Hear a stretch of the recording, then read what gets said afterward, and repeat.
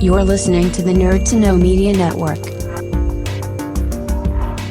Join us at nerdtoknowmedia.com.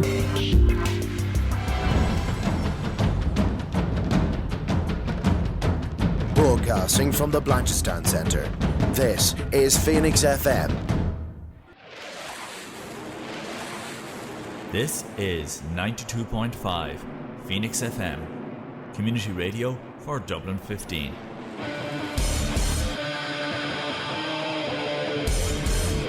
Hey everybody, it's JB Jeremy Borash, and you are listening to Darrow O'Connor on the...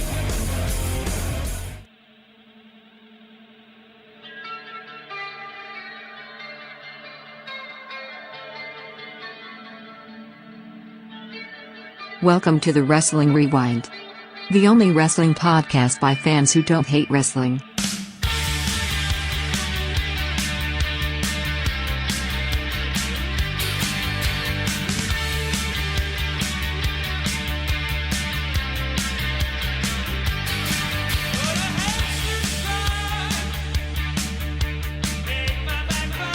Hey everybody, it is Tuesday here on Phoenix 2.5 FM, the True Player Channel, Nerd to Know Media, and the WrestlingRewind.com. My name is Darrow O'Connor.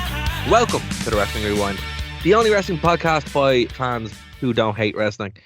However, we are covering something from 2005, and I forgot how much I dislike the roster of 2005. So I'm going to shot myself in the foot here, Martin, a little bit. I forgot why I stopped watching wrestling around 2005 because I missed this one actually when it was happening because I was This is brilliant then. This is brilliant because my notes are really similar. This is pretty much exactly when I stopped watching, so this is all completely new to me as well. I've never seen any of these shows, never seen any of these matches. Some of the people in it, I didn't even know who they were. Yeah, no, I mean, okay, I'm glad we're starting off there because I was worried. I'm like, oh, we're going to be really negative on this. But yeah, I mean, sorry, you heard him, you love him, 1-0, undefeated. Punk has still yet to accept this challenge. The one, the only, Mr. Martin Hardy. How are things, Martin? It's Taboo Tuesday. It's Taboo Tuesday. Speaking of things that are taboo, that's the best I can do. I feel that I'm not giving myself a whole lot here. Well, you haven't even like. So you're giving out to me. Oh, we haven't even talked about Taboo Tuesday. But you're the man who controls the time machine. So this is true. I'm just sitting here waffling, waiting for you to hit the button. So we're gonna hit the button right now. So we're gonna go all the way back to 2005 in the time machine. And we've actually managed to have a bit of control of the time machine now. So we're able to tell it to go to these specific events, which is great because usually we just hop in and see what happens. Usually I look for a Lions Den match or Triple H and stuff appears. Neither of those things happened here. Or the Big Boss Man. Usually that takes me to wonderful places too. Well, not only do you have Triple H in this, you've got Harley Race, facial hair Triple H. Yeah. So, I mean, like, okay. So we're going all the way back to 2005. November 1st. I thought this was like way sooner. I didn't realize this was in November. But last year's one was in November as well. That was just before Survivor Series. I hate Survivor Series. Always have. Except recently when they brought in No, stay on topic. Stay on topic. Yeah, do not let me leave. I just don't want to talk about this. I have a whole stack of late 80s and early 90s Survivor Series VHSs, and even when I was a kid, even when I would watch literally anything, God, I found some of them to be a tedious slog. Like, I just hate the 5-on-5 thing, and I know some people like it, but I mean, no, I like it as a like a part of the show. One match. It's okay as one match. It's not okay for all of it. Yeah, see the late 80s, early 90s. Yeah. That is the whole pay-per-view. Every single match is a Survivor Series match. Oh, I hate them so much. I mean, it makes more sense to have like the best ones are with War Games because I mean that's cool, and then the Deadly Games tournament. Yeah, that was great too. You know, but actually we'll probably get to the Deadly Games tournament eventually because that is a fun watch. That's a nice one. Yeah, that's actually a fun tournament, and it kind of sets up the last arc we just did as well. So, but we're not talking about anything that's deadly. We're talking about taboos. We're not talking about anything that's good. I mean, So okay, so yeah, so this was in San Diego, California, November 1st, 2005. Attendance 6,000. Oh my God, that's very low, Oh, very low. I mean, even they knew what was going on. Buy rate was 174,000 attendance. weirdly, the buy Crazy. rate was 174,000, and the buy rate for Taboo Tuesday 2004 was 174,000. Do you think it was the exact same people? I mean, yeah, I was one of them. Do you think this was maybe like in a certain sense, if we're talking about like do you know the way people will say someone is pound for pound the best fighter? They don't mean that they're the best fighter. They just mean that like in terms of their division and all that, they're the Yeah, best fighter. yeah. Like, do you think that maybe this was the most successful WWE pay-per-view ever because every single person who bought it in 2004 bought it in 2005? I mean, potentially, but like, I will have to say, right, this show was demonstrably worse than the first one, but it was also kind of better. And I don't think it was because the show, like, okay, so all the kinks that were in the first show, like the weird pacing, the fact that they would, Which you could forgive because it was the first. yeah. So like the weird kinks that were in the first one, like the pacing, it just kind of feeling very house showish. They were moving the wardrobe of the Fulfill Your Fancy match as Triple H was walking out, which is still the funniest thing ever.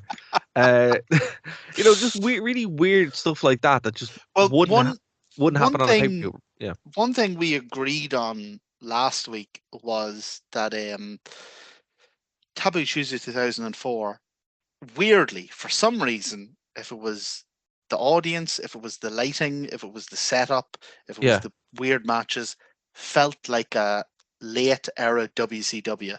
Exactly. pay-per-view. Yeah, and it did. This doesn't. This actually feels this- more like this feels more like a WWF show. I 100% agree with you. This does not feel like a WCW pay-per-view. This feels like a WWE Raw. Yeah. It doesn't I feel mean, like a pay-per-view. It feels like a Raw. So I don't know which is better and which is worse, either to be a WCW pay-per-view or a WWE weekly show. Well, I mean, they bill it as a pay-per-view, but it's strange. So look, I mean, Well, lot I'll of tell it- you what, they billed it as a pay-per-view in 2005. If I had paid, are we over the hour yet? let's say we are. Yeah. If I had paid $50 for this, I would be pissed. Yeah. I would be, I'd be raging. I don't know. I genuinely don't know. Going back and watching this, I remember being. Well, I didn't watch it because I wasn't watching it. Like watching it there, out of sync, and then watching it for the show. I was actually very disappointed in this because I actually went back and bought like a bunch of DVDs when I got back into wrestling, and this was one of them. And I remember watching it going, "This is really bad." And it's funny because I actually went to a house show around this time, the infamous one where Triple H was beaten by John Cena, cementing my hate for John Cena forevermore. But it also had the Big Show and Kane as tag team championship. So I actually saw that tag match happen in Dublin in and around this time period. Yeah. Very good. So this, and also there was a Kurt Angle Shawn Michaels match, which was actually unbelievable at that show too. So while I wasn't, say so. I just got back into watching wrestling around that time at that house show. Do you know what? I'm kind of worried about the arc we're on now because the same thing happened to me when I got back into wrestling. I went to CEX and I just bought a bunch of DVDs of shows I hadn't seen. And no, I didn't get Taboo Tuesday, but the cheapest ones were all Cyber Sunday. So I'm concerned that the current arc we're on is the bargain bin. Yeah, DVDs. and it's funny because like, okay, this one I think was full price on Silvervision. Remember Silvervision? The website, yeah, that was like Silvervision. Oh God, do I miss that? Yeah, so Silvervision was the website that over in the UK and Ireland you bought your WWE DVDs from, right? So this one was full price, but then the two Cyber Sundays were like €6. Oh You got ripped off, man. I bought my Cyber Sunday in Cork for like 50 cent. Yeah, but these were new. Oh, okay. These were new. So I mean, they were literally printing them and giving them away.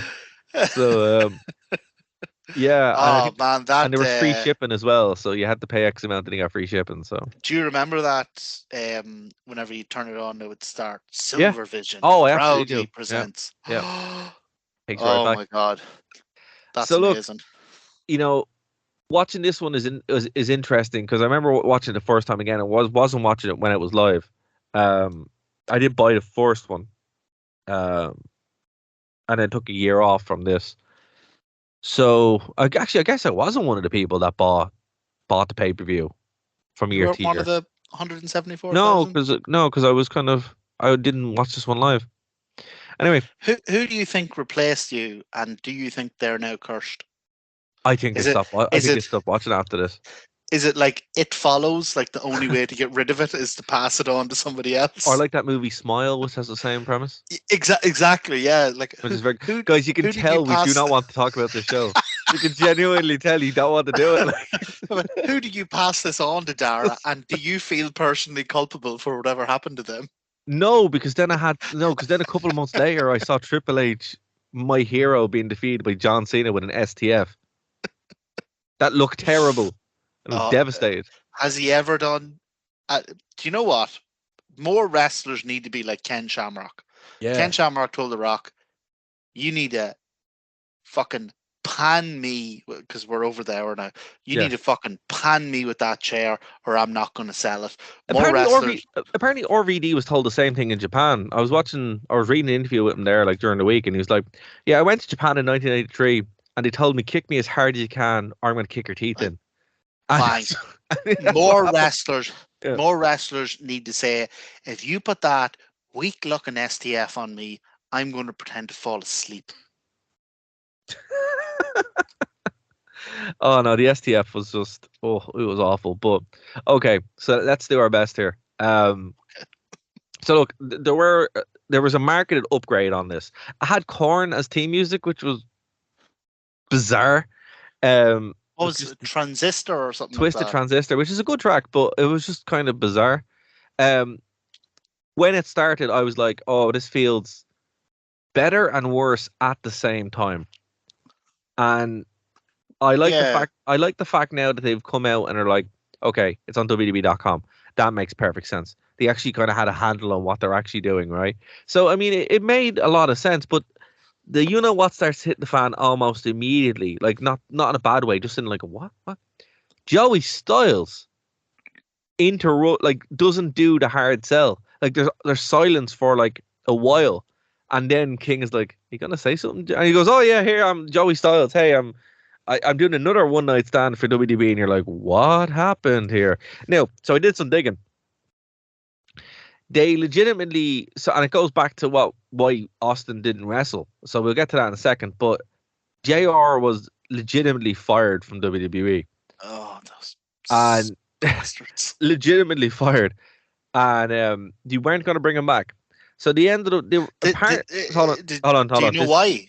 Hold on, hold on to that. This is a complicated story. Okay, I don't sorry, mess it up. It's okay. So what happened was WWE actually paid money to Mike Goldberg, who was the UFC announcer, to no-show an event and then give him a ridiculous amount of money to become their play-by-play guy. That obviously didn't happen. So their plan B, Joey Styles. Sorry, Martin, continue. But now I've completely diverted the other way. What happened with Mike Goldberg? Why didn't he go with them? Because he didn't want to betray the UFC. But they paid him. No, they were going to. They offered him a serious amount of money. They offered him. Sorry. Apparently the deal was ridiculous money. Why did they fire JR? Because they always wanted to fire JR. What is this company's problem? Yeah, they don't like JR. I swear to God, this is it. Every time we speak, I remember why I completely abandoned wrestling in 2004. I'm the same. This is why. And when I was watching it, I was like, it all just started coming back. And I'm like, oh, this is why I completely left it. You were in or near Dublin. You were near Population Centre. You had, did you have like the likes of Sky TV or whatever? Yeah. Yeah. Yeah. Okay. No, I was out in rural South Armagh. So, like, wrestling to me, whenever WCW was bought over, whenever WCW was gone, wrestling to me narrowed immediately. It became just WWE because, like I said, I didn't have internet access to.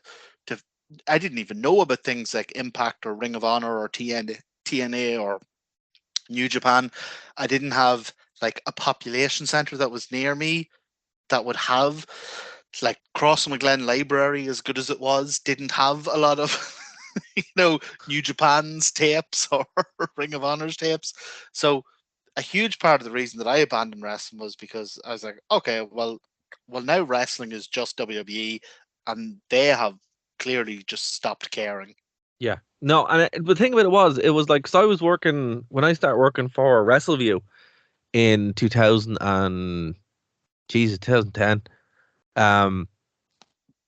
wrestling only was WWE. That's the Well, only thing sure, that drew traffic. It's the only thing that drew traffic. bloody What Culture, who Dara also worked for, who they still True. haven't paid, by the way. No, they did. They just, it wasn't a lot. All right. Well, I retract that. Their handle is still What Culture WWE. Yeah. But I mean, that's more a sign of that in the popular culture, people still associate wrestling with WWF. Yeah. Not even WWE, WWF. So you asked them. I find it so irritating. Like when I'm, because most people would know, like people in work or people who even know me through someone else would know that I'm a huge fan of wrestling. Yeah. Because obviously I used to do it and refereeing and all that. And they would, people who aren't interested in wrestling would always say to me, "Oh, I hear you're a huge WWE fan." No, no, I am a wrestling fan. But here's Things are not the same. But here's the thing. I know Adam from WrestleView would always say this story. He ran into Kevin Nash one time. He was interviewing Kevin Nash or whatever, and Kevin Nash would always talk about people running into him, going, "Oh, why did you give up wrestling?" He's like, "No, I wrestle every week. It's in this company called Impact." And it's just the fact that when something's kind of gone out of the public perception, it's gone, and it's weird because in this time period, even though there was Ring of Honor, and there was 2005 was Impact TNA's best year ever. 2005 is a phenomenal year in TNA. It really is. And it didn't matter because this garbage is what people were watching. And I mean, it sucks because there were some good matches here. There were some good characters, but I mean, the start of the show. Do you know what it's actually called? Well, there's a word for this. It's called genericide. It's when the name of an individual product becomes a byword for the product as a whole. So if you were going to clean your carpets, what would you use to clean them? I don't know. If you're going to, like, I know you don't clean them like professionally or anything. But no, I genuinely don't know. I've never cleaned a carpet. Oh no, but like if you were going to clean, like in your house, you just wanted to suck dirt off the floor. You do Hoover. Yeah, Hoover is the name of an individual product. Hoover is the name of a company. It's called a vacuum cleaner. Of course. And this is called. And I have done that. I have actually used a vacuum cleaner. Yeah, sorry. I thought you meant there was like some weird product that you sprinkle on. Yeah, I was like, dude, I've never done that. I should say to everyone that me and Dara do not discuss at all what we are going to say. We have resting notes and that's it. But the point is that your initial thing was, use a Hoover. Yeah, so it's Hoover is the name of an individual product, an individual company that just became associated with vacuum cleaners. So it's like Wi-Fi. Wi-Fi isn't a thing. Wi-Fi is a brand name. Why exactly? There you go. Or Band-Aids.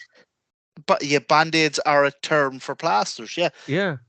It's called genericide. And folks, you can only get this information here. This information is literally not on the internet. No, it's not. We didn't Google any of this. But yeah, so WWE kind of became a genericide term for pro wrestling, which I cannot. We do not have enough time for me to accurately outlay how much that irritates me. But I mean, it makes sense, and I don't even think it's WWE that became the term. WWF became the term. I mean, it depends what. Yeah, it depends how old someone is, really. That's true. That's true. Yeah. Okay, so as I said, they really wanted to fire JR, and they did. They weren't going to bring him back. There was like a storyline we'll get into with Austin because it does actually directly involve him. But they brought in Joey Styles, who was working as an ad agent apparently. And they're like, "Oh yeah, come on, you're on One Night Stand. Come on in." And he just shows up. And you were doing a 3-man boot for a while with Coachman, but on this show, it's just so bizarre because Lawler obviously doesn't like Joey Styles. Yeah. And it's blatantly obvious he doesn't like him.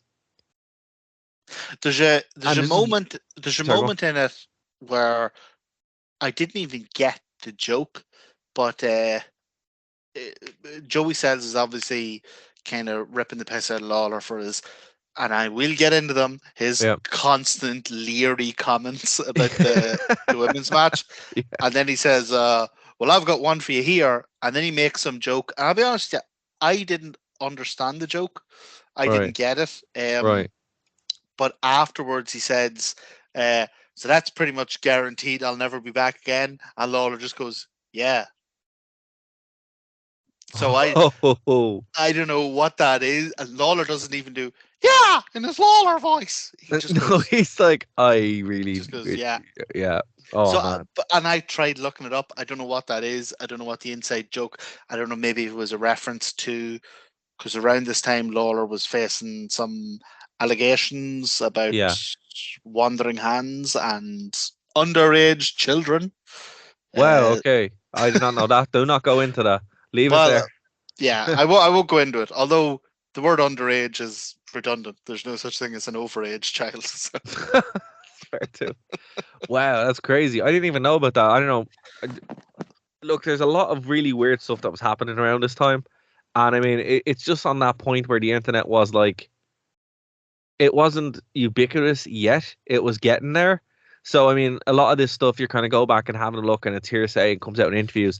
And that's how we found out about, one, the Joey Styles thing, which would eventually become a work shoot. The firing of JR, and then why Austin didn't show up on this show. These are all things that have only been released recently. Isn't it mad, though, that we think wrestling nowadays is like, oh my God, like AEW is in chaos, AEW is blah, blah, blah. But it's all because everybody has access to social media. Yeah. Can you imagine 2005 if Twitter was what it is now? Oh, yeah, absolutely. WWE would have died 1,000 deaths. It would have. It would have. And it's just, it's just the nature of it. Like, when you're able to go in and check everything, you can check everything. And nothing's off the table. So that was weird.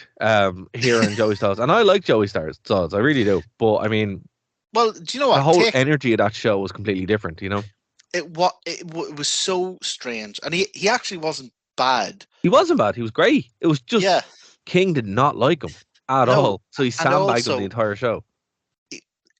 You're 100% right. He wasn't bad, but King, sandbagged is the perfect word. But also, his energy just did not match the energy of this show. No. This was not an "oh my God" show. This was a show. And he did use the "oh my God" line a couple of times, and I'm like, this seems very disingenuous. You're really devaluing. Yeah. That's why we at I just forgot the name of our podcast for a second there. The Wrestling Rewind.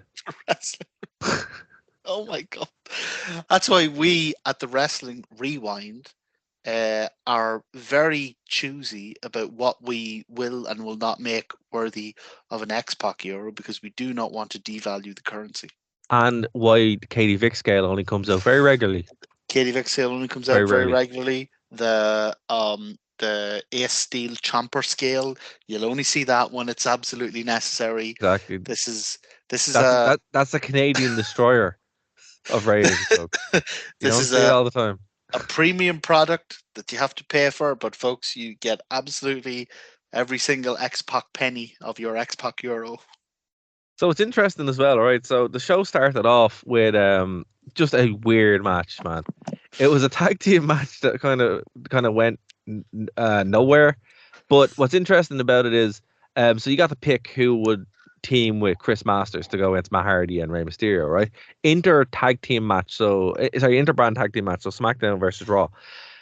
And Now, again, I'm really sorry, this will be the last time I'll do this, but just to clarify, the same thing that we clarified last week, we've pretty much verified that the whole voting system of Taboo Tuesday was real. Was legit. It was, yeah, like, so that it was all real. They did not know who was going to win. But there's one thing I say before we go into the actual match itself. Christian shows up, right? This is the last appearance of Christian in WWE.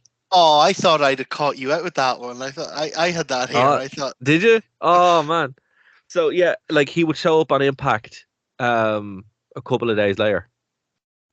I couldn't believe the best run ever. Christian's run in Impact is phenomenal. Sorry, go on. But that's kind of become a hallmark of his career, because do you remember he was he showed up at the Royal Rumble, and then a couple of days later he showed up on AEW. Yeah.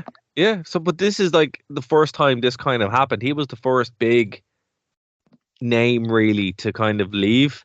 But it sucks. It's like, because he wasn't under contract in this, so he showed up. I actually, I couldn't believe he didn't get.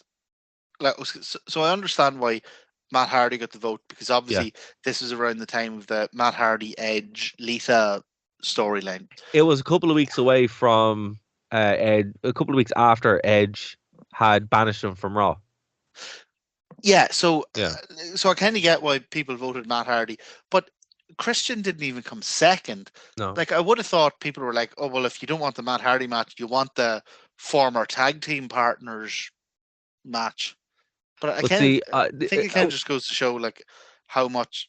I mean, obviously there's a well documented history of Vince hating Christian, but it goes to show, how much WWE in general just undervalued Christian.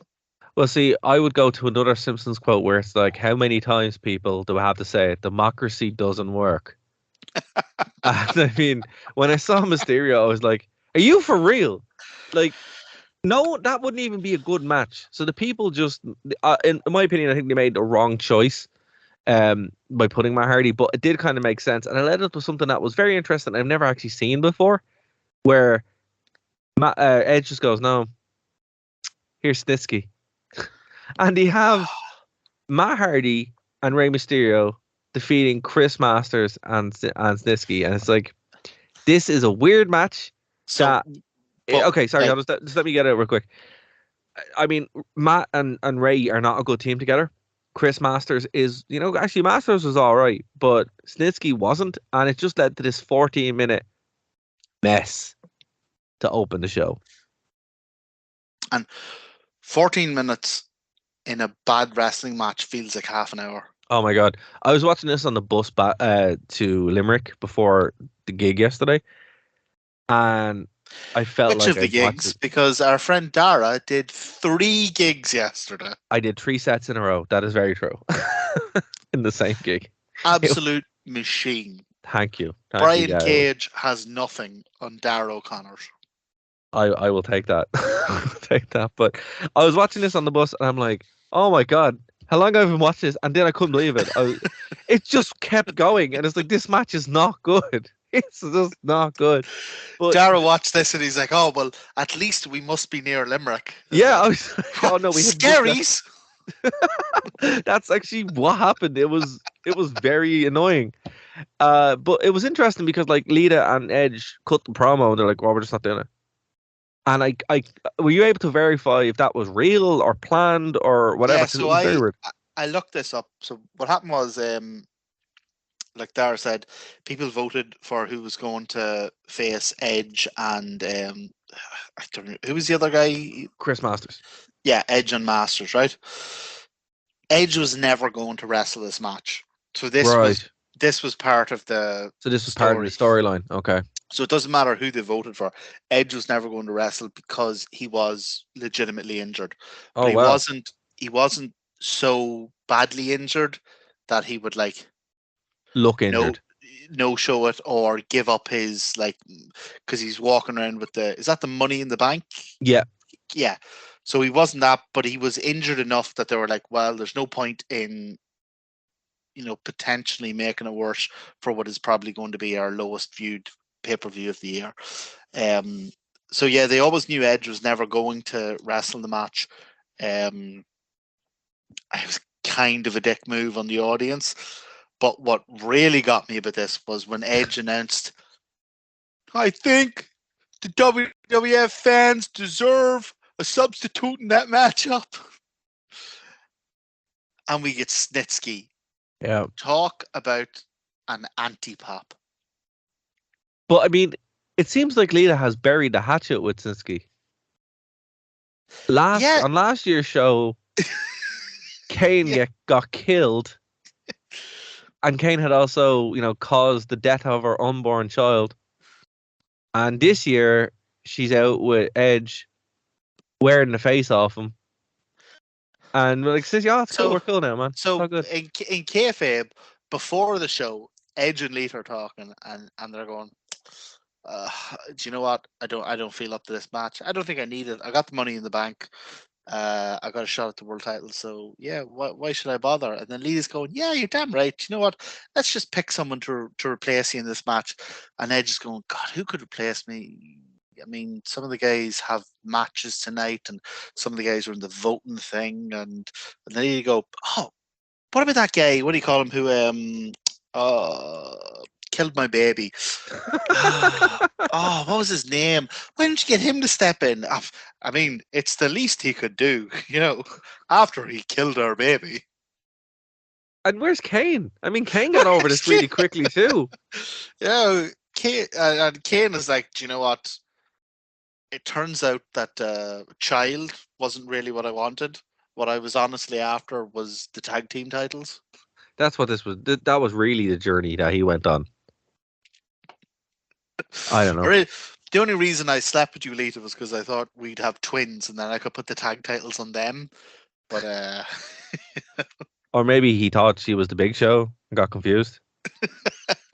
Like, what I really needed was a tag team partner. Do you know what? It's actually what we do here at the Wrestling Rewind. It's kind of great because when you watch wrestling week to week, I can see how you could forget this stuff.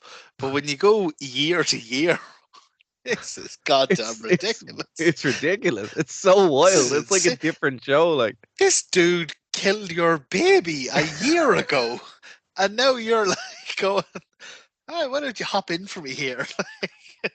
Hot tag. Oh my god. And the other guy, the father of the baby, totally doesn't care anymore. He's like, yeah, whatever. It's fine. Go for it. Yeah. Save me a trip to the clinic. Go for it. But you know what's weird though? You know what's weird though? They do reference last year's show with Shawn Michaels.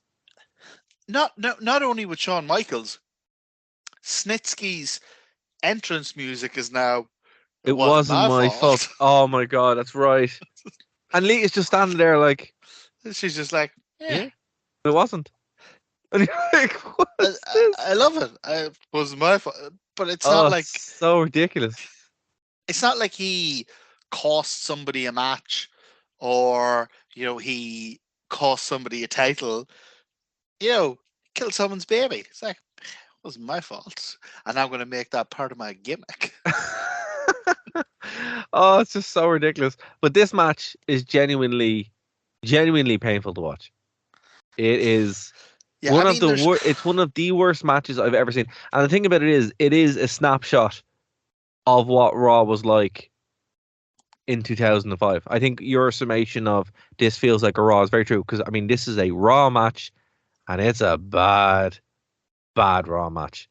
I mean, look, and you know what I think the problem is? I don't think the wrestling is the problem. I don't think the storyline is the problem. It's the talent. Also, did you notice that there's 2 referees in this match? Yeah, That was I very did, stupid. Sorry, that was very stupid. But and I mean, I think the problem like here, I got it, but I was like, it's very stupid though. Very but stupid. it goes to show that since 2004, they've been trying to make this Raw SmackDown rivalry work, Yeah. and it hasn't worked since then. And they kept pushing this nonsense until 2021. They were still doing it. They're Like still doing it, yeah. nobody cares about Rawverse. We all know it's the same company. But I mean, to finish the point, I don't think the problem was the matches and the storylines. I think the problem, I mean, that it wasn't helped by that. But Well, I mean, there was decent action in this match. yeah, Well, but the well, by talent, no means a great match. but the talent here, like Chris Masters is not a star. Snitsky's not a star.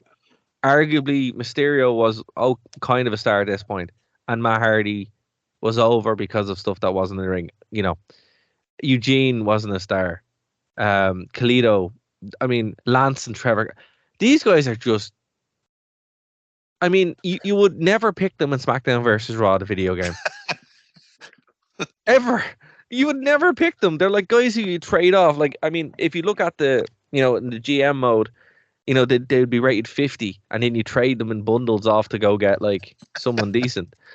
Go buy new boots for Stone Cold. Yeah, and it's like you're watching a pay-per-view with them, and you're like, you guys are just. This is jobbering, Is this all this is? Like, okay, Shelton Benjamin was on the pre-show. Where poor old Shelton, like he had a fire match last year, and now he's out. Great match, and not only a great match, but a title change. So Yeah. even though like we didn't throw any rose petals over Taboo Tuesday 2004, but the fact that Shelton Benjamin came out felt kind of genuinely like out of left field, and then the fact that he won the title, we're like, all right, okay, well, maybe anything can happen on this show. Yeah. Whereas this opener didn't make you think maybe anything can happen, and this opener made you think, any old bullshit's going to happen. Yeah, it's just I don't know. It set the table in all the wrong ways. It really was kind of like, oh, none of this matters. Matt. Well, do you know what part of the problem is with this as well? Yeah. Is that now I'll actually be really interested, as someone who quit around the same time. I'd be really interested to hear your views on this. Okay. Brand exclusive pay-per-views feel small. They do. I think they're the worst thing you could possibly do. It doesn't. Yeah, it's like you're thinking of a pay-per-view. You're like, all right, I'm going to get all the stars. I'm going to get the big names. I'm going to get the big matches. But it's like like they split the roster fairly well, but it means you have half the stars and half the mid-card guys and half the jobbers, and it just doesn't feel like the roster was big enough to make both those things like equally huge. So a brand exclusive pay-per-view to me, like like when we were talking earlier about how when we got back into wrestling, yeah, and we would go and buy the DVDs that we'd missed, I would tend to avoid DVDs that were brand exclusive, because it's like, yeah, I mean, I really like this guy, but I don't know who the other 10 guys are. I did that too for SmackDown. Apparently SmackDown was really bad around this time. Yeah, it was. It was horrendously bad. So, I mean, as bad as Raw was, SmackDown really got the bones of it, But as you said, I think with this, the action was quite good. Matt Hardy and Mysterio actually pulled out some really good spots. It's funny to notice that they didn't fix the stage. The stage still has the problems of last year. And yeah, like that was your opening match. It was weird. What's bizarre. what's the problem of last year? Where like the stage, when you're walking out, it has like this weird like claw thing in the middle of it. And when the wrestlers are walking out, you can't see half of them. So you have to stand in front of the stage. Yeah, But do you know what? At least they took the. So do you remember in the first one last week, they had this huge control center where Yeah. we're monitoring all the votes, and I'm like, it's an internet poll. It takes a phone to monitor it. You don't need this bank of 20 computers they have. At least this year they've like scaled that down and moved it to the side, and it's like And you have Todd. three computers. And you have Todd Phillips there, which I mean, he's a lot more likable than Jonathan Coachman. Yeah, although You know, this pay-per-view is not Coachman free. no, it's not. It's not. We'll get to that. So after God, we've literally talked about one match. This is mental. This is mental. Okay, so there's this weird segment afterwards, and I don't know what you're talking. Look, there's two ways to look at it. Either it's super fun and it's light and all kinds of, and then also, is Maria supposed to be mentally damaged? Is that No, the storyline? I looked this up. So Maria, actually, maybe you'll be more knowledgeable of this. Apparently, Maria is like a really great wrestler, and she was in Ring of Honor, and Yeah, no, she's legitimately fantastic. Yeah, so just not in WWE. so later in the match, later in the show. So I I obviously kept a list of all the things that King has said. Oh, God. And one of them, he kept making these terrible jokes about Maria. And I went and looked it up because I didn't understand why he was being so mean. And it turns out that she's like this really great wrestler.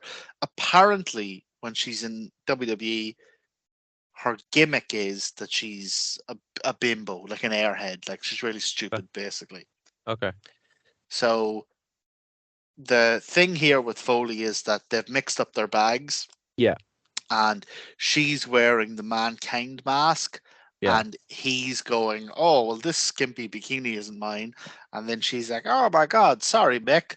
So that must mean that everything I'm wearing is yours. So she gives him the mask back. And then she takes her top off. And then she takes her cax, or whatever the American equivalent of cax is, off. Obviously off screen. Yeah. And now, so there's two ways to view this. Yeah, it's really the awkward, odd humor, but also Mick Foley's kind of so likable and so.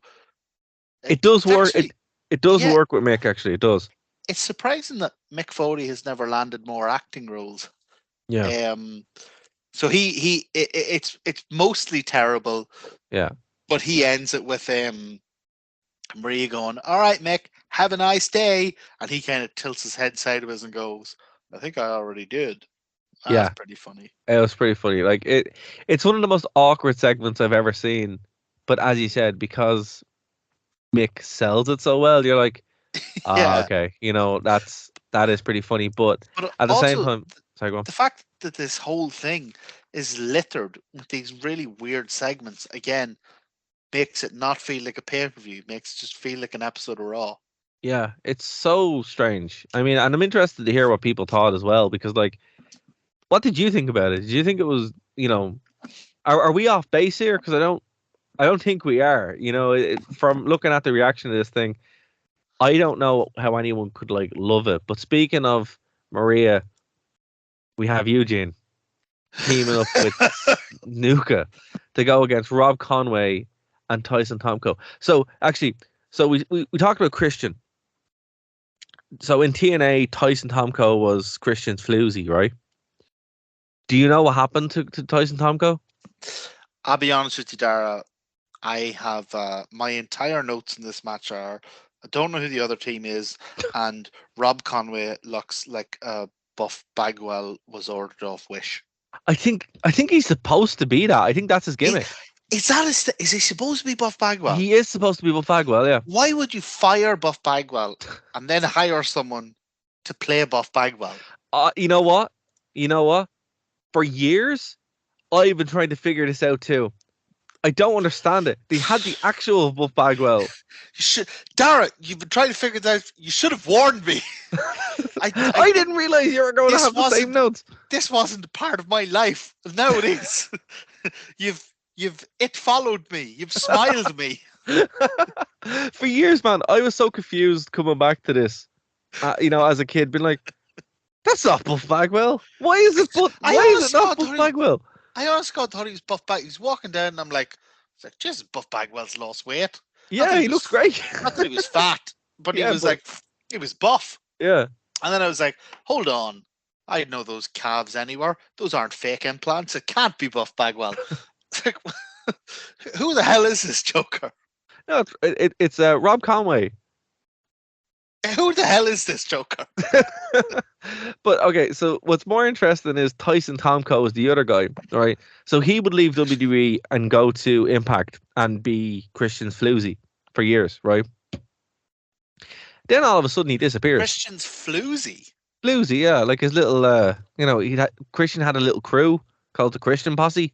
It was awesome. And, I don't think floozy means the same thing in Dublin as it means in Armagh. Why? What does it mean in Armagh? Kind of like a ring rat, a sloot. Oh yeah, well no, the same thing. Oh right. So this is what Christian happened. had sex with him. But no, but I mean, he would do all of his stuff, What stuff? I think he needed. He'd do all his stuff. And then AJ Styles. Anything he needed. You're not selling it. AJ Styles was also in that group, right? AJ Styles was not Christian's floozy. Yeah, he was competing against Tyson Tomko to be Christian's floozy. I know we're on the podcast. We're over the hour, but I accept that even the podcast has limits. So I am really trying. I want you to know, Darren, I'm really trying my best here not to make grotesque comments about Thompson and AJ sharing Christian's testimony. And I just want you to know that I am making that effort because of the respect I have for our podcast and the love I have for you. So it gets better. It gets better. I haven't even got to the good bit yet. So what happened was he disappears randomly, right? And everyone's like, "Where's Tomko gone?" Right? It turns out he robbed a Burger King. Of course he did. Is this kayfabe? No, this is real. He legitimately robbed a Burger King. Yeah, he robbed a Burger King. Christ almighty. And then he went and did heroin in the Jacks, and that's how he got caught. Wait, he robbed a Burger King? Yeah. And then did heroin in the Jack. So Yeah. he had heroin on him. Yeah. When he robbed the Burger King. Yeah. And he thought to himself, that was a good robbery. I want to celebrate. Seems to be going well. Don't think anyone's called the cops. And if the cops do arrive, I'll be like, I couldn't have robbed the place. I was doing heroin in the Jacks. And that's what happened. He did it. The cops showed up, arrested him, and that was the end of Tyson Tomko. There you go. And that's also how you know that floozy has a different meaning wherever you go, because Christian is far too smart to stick his dick in some fucking smackhead. I just had to make sure Tyson Tomko wasn't dead. I don't think he's dead. He's still alive. Well, apparently. look, like, I have the greatest respect for wrestlers. Never, like, we had this thing around WrestleMania with Shane McMahon. Like, none of us want to see any wrestlers actually injured. So even when it's someone who's as big a wanker as Shane McMahon, like, we never actually want to see him injured. And it's the same thing when it comes to wrestlers dying. Like, it doesn't matter if it's Eddie Guerrero or, some indie nobody. This is a tremendous, this is a tremendously demanding industry that takes an incredible toll on the body and the mind. So we'd obviously have great respect and sympathy for anyone who suffered from it. But I have to draw the line on somebody who robs a Burger King and ODs in the fucking toilets. Sorry, I need to correct myself here in the interest of being a professional journalist. Tyson Tomko was arrested for drug theft and shooting up in a Chili's restaurant. Shooting up as in, all right, okay.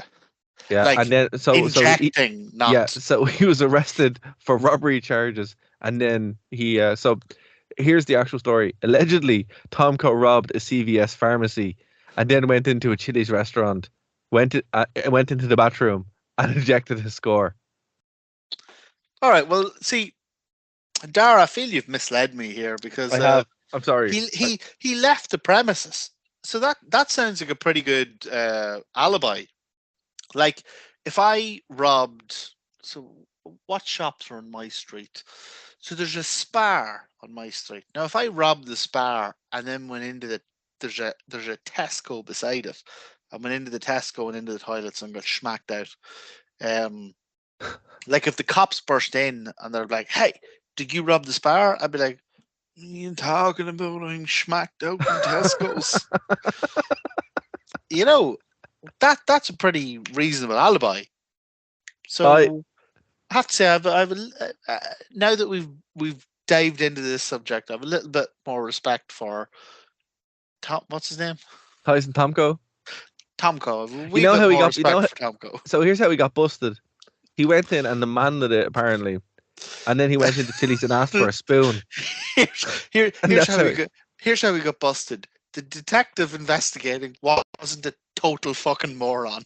No, he asked for a spoon, and then he proceeded to go into the wheelchair accessible stall where he remained there for 30 to 40 minutes. And everybody's really confused how he did because all they have is plastic spoons. I still think it's a wonderful story, but it's amazing. We need to do a whole show on it. Like we need to do a whole arc on this guy's life. I'm glad I corrected myself there because the actual story is just as funny as the other one. Oh, it's even better. So this was in 2011. You guys can look it up. It's wild. It really is. Because I remember when it broke, and I was just like, "Why didn't he just go home? Why didn't he go to a restaurant and just sit there?" And I would say this to any of our listeners: like, please, for safety, like, do your smack at home. Don't go to a random restaurant. But yeah, he was a floozy for certain people. But if you look on Wikipedia, they say henchman, and I don't think that's very fair. Oh my God, I'm just reading through the impact on it. It's giving me flashbacks. No, we need to stop now. The Christian Coalition was the name of his stable, Christian stable.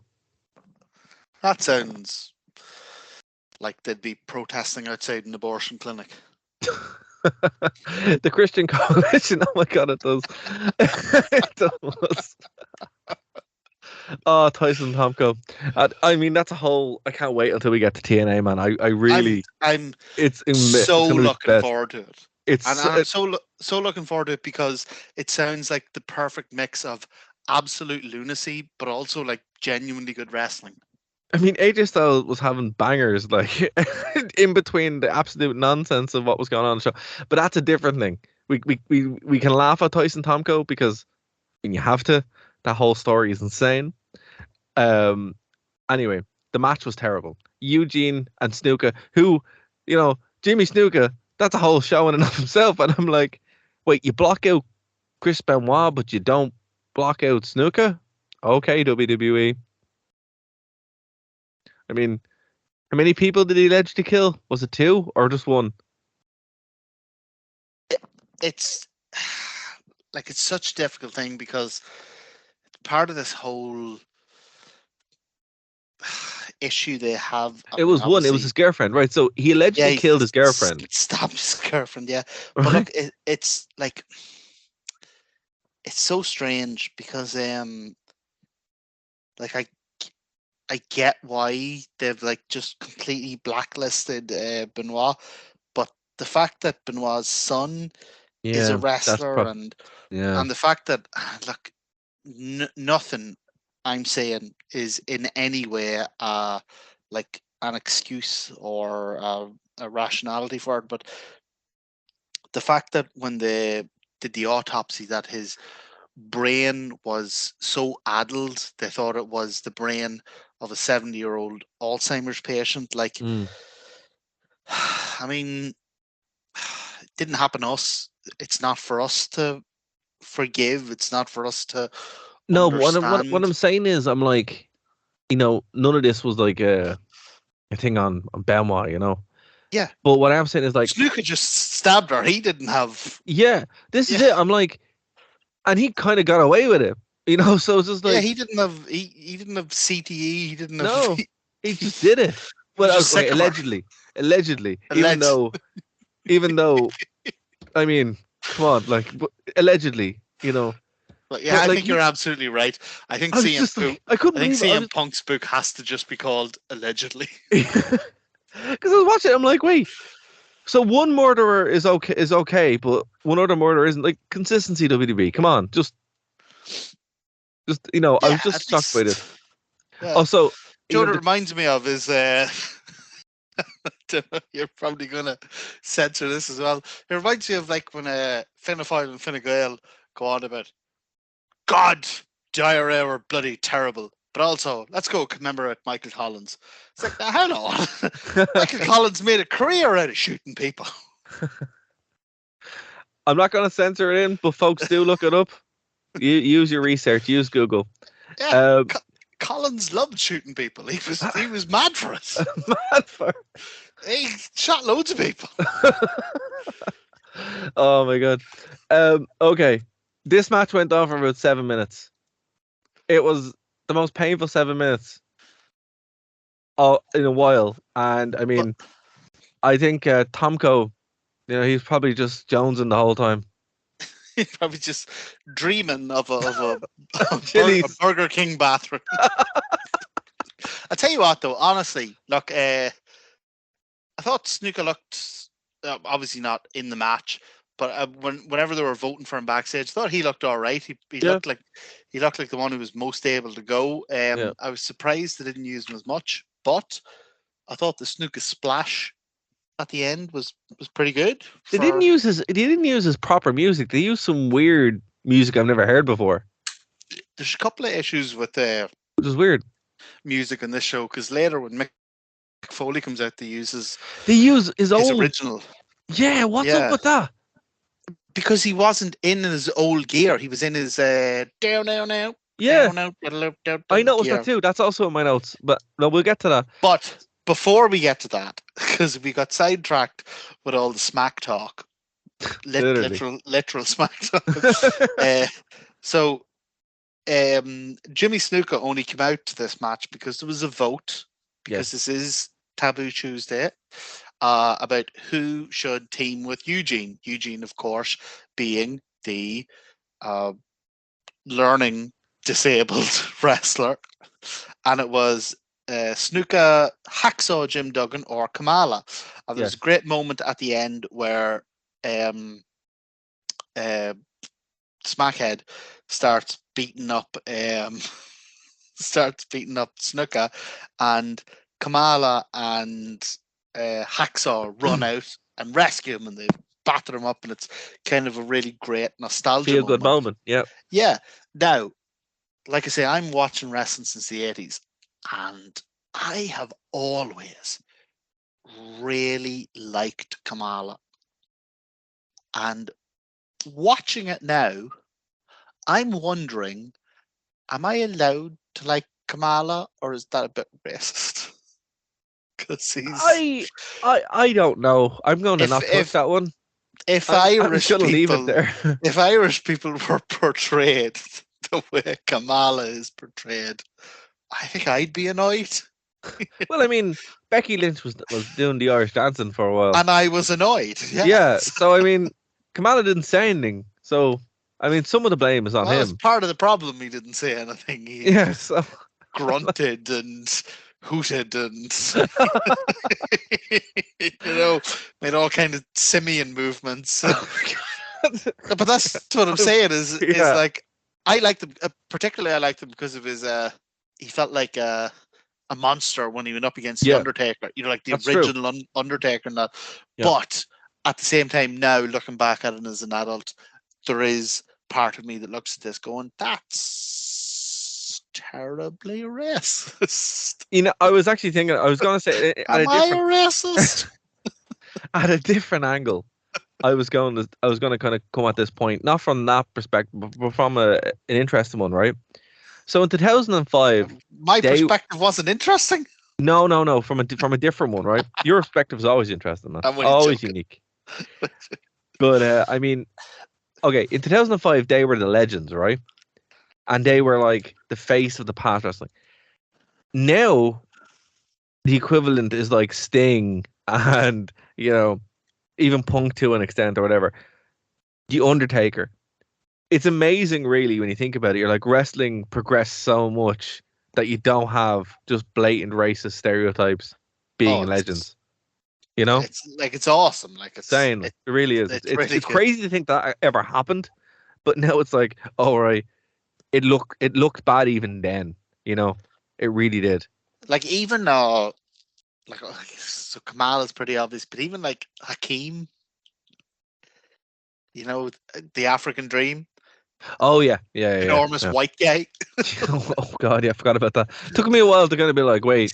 And even though he was meant to be a piss take of Dusty Rhodes, yeah, that's not what comes across when you call him the African Dream. No. No. So look, moving on to the next match is a weird one, and I have a couple of points on this. So it's Carlito versus one of the faces of Foley, right? And Mankind wins. His reaction to Mankind winning is weird, because Mankind, fair enough, could take some punishment. Cactus Jack is the one you want to be afraid of, though, because because it's weird. They run a promo video after the voting, and I'm assuming that's to give Mick a chance to like put the shirt on, change, yeah. But Carlito reacts like Cactus Jack's going to come out here with thumbtacks and barbed wire. He just has a straight match with Mankind. It's like I think they, like myself, I think they expected Cactus Jack to win the vote. I'm amazed he didn't. I don't know why Mankind won. I'll be honest with you. I really don't. I mean, I like Mankind a great deal, but Cactus Jack is... Well, look, you gotta... Fans in 2005, internet is still fairly new to most people. And most of the people who are going to have access to it are maybe newer fans. So I don't know. I don't have an explanation for it. But the promo in the video, I mean, is all like, oh, Cactus Jack's going to show up, and I mean, they kind of built it the same way as they did. But in fact, Carlito's face he does whenever Mankind comes out is the face Triple H did. Triple H did with the Royal Rumble. Mankind changed to Cactus Jack, yeah. So. And I think that's what they were kind of going for, but it just comes off as really disingenuous, because it's like, Mankind, yeah, it's Mankind. It's, I don't know. I thought maybe that's why they used the original music, because original Mankind was really intimidating and unsettling, and it was only when he became kind of corporate Mankind that he got goofy and funny. And yeah, maybe. I'll tell you what, though, if I was 2005 and I was trolling, Dude Love all the way. I mean, Dude Love doesn't get enough love, ironically. No, man, I'd have voted for Dude Love. But yeah, I mean, it was weird. It was kind of, I don't know, it didn't damage the match. It just kind of left it being, oh, this is like a Raw match. Because there was no spectacle. It wasn't like a false count anywhere match. It wasn't a hardcore match.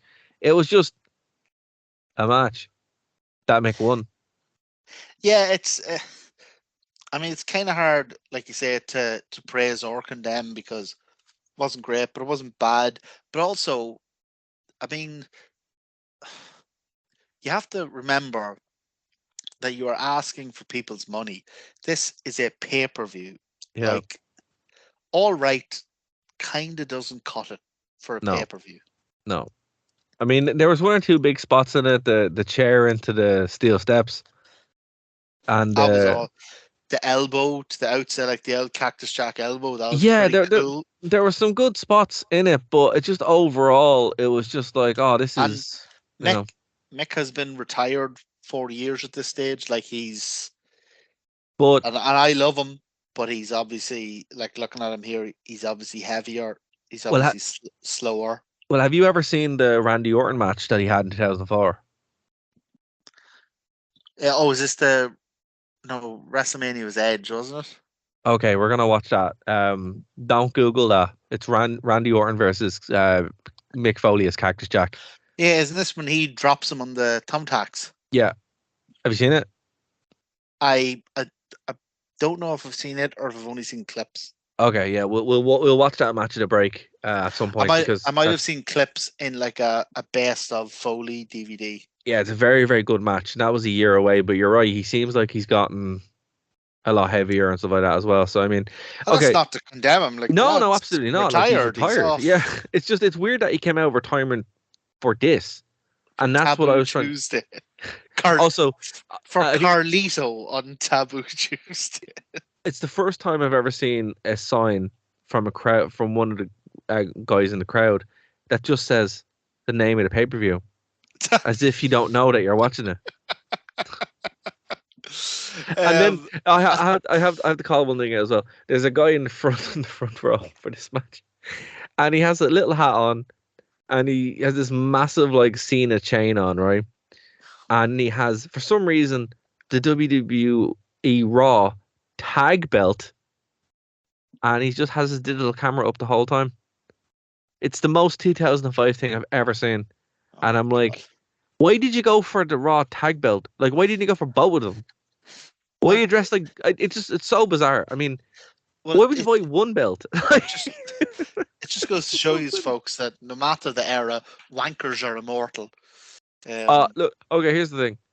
I just don't want, like, if you're going to have a belt and take it with you to a show, that's fine. But at least have it make sense. I mean, you should have had another one to give to your man beside him. Wouldn't you be worried about someone? Like, so, like, the world title, the tag title, the intercontinental title, whatever. God, if a fan showed up at a show carrying, like, the 24/7 title, wouldn't you call Samaritans? Like, what's wrong with you? Who hurt you? You put your arm around them and go, yeah, all right, maybe you stay with me tonight. Maybe you don't stay. maybe you don't stay alone tonight. You know, maybe we get the train home so we don't go over any bridges. Yeah. You know, I mean, that's true. It's such a, like, no shade to anyone who brings belts or whatever. I'm like, fair enough. It's just a weird one to go for, like, the tag belt. It's like, okay, man, maybe that's the only thing they had. And no shade, what do you mean, the only thing they had, but the fact that they had it is weird. But also weird, yeah. No shade to anyone who brings belts, but I've always wondered, like, so do you be sitting on the train there with, like, it's the world title over your shoulder and everybody going, "Jeez, is that Mike Tyson?" It's just, I don't know. I have questions. I mean, if anyone does bring belts to shows, let us know. We'll interview you, because I mean, I genuinely have questions. But this guy took the cake for me. I was like, wow, okay, you have all the bits. Look at you there. And why just belts? Why don't you come to a show and bring, like, a turnbuckle? Yeah. Here's the thing. If someone did bring the 24/7 rule, 24/7 belt with them, could you? I'd mark out for that. No, I mean, could you challenge them then? Could you, like, do a roll up and try to win off them? Oh, I think you'd be irresponsible not to. I think you'd have to. Like, the whole point of it is 24/7. Here's one. If you bring the world title belt with you, and then you see somebody with the world title belt, and you bring a Money in the Bank briefcase you brought from home, can you cash it in? I don't think there is a court in the country that would convict you for beating the living shite out of them and then calling a referee over. And I think so. I think you'd be well within your rights. So what I'm saying here is, from our legal advice on this, ladies and gentlemen, if you go to a wrestling show and someone has a world title belt, if you have a Money in the like a briefcase with Money in the Bank on it and a referee, I think you can go over and pin them. I think the general takeaway from this particular episode of the Wrestling Rewind has been that you should drive without insurance. You should do smack in the Burger King toilets. At home. No, you shouldn't do it. You do it at home because you don't get caught. And that if you carry around the 24/7 title, because let's remember, like, offense is the best defense. Yes. So you can carry around the 24/7 title and just assault whoever you like, because you're always 24/7. You're at risk of losing your title.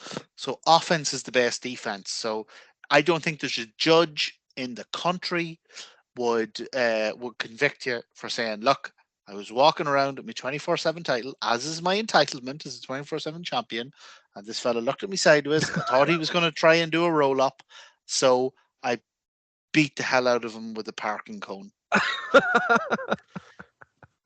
You know, I can't think of a judge in the country that wouldn't, never mind convict you, that wouldn't applaud you and then try to roll you up, and you'd have to batter him as well. I didn't even realise he wasn't a judge at all. He just wanted your belt.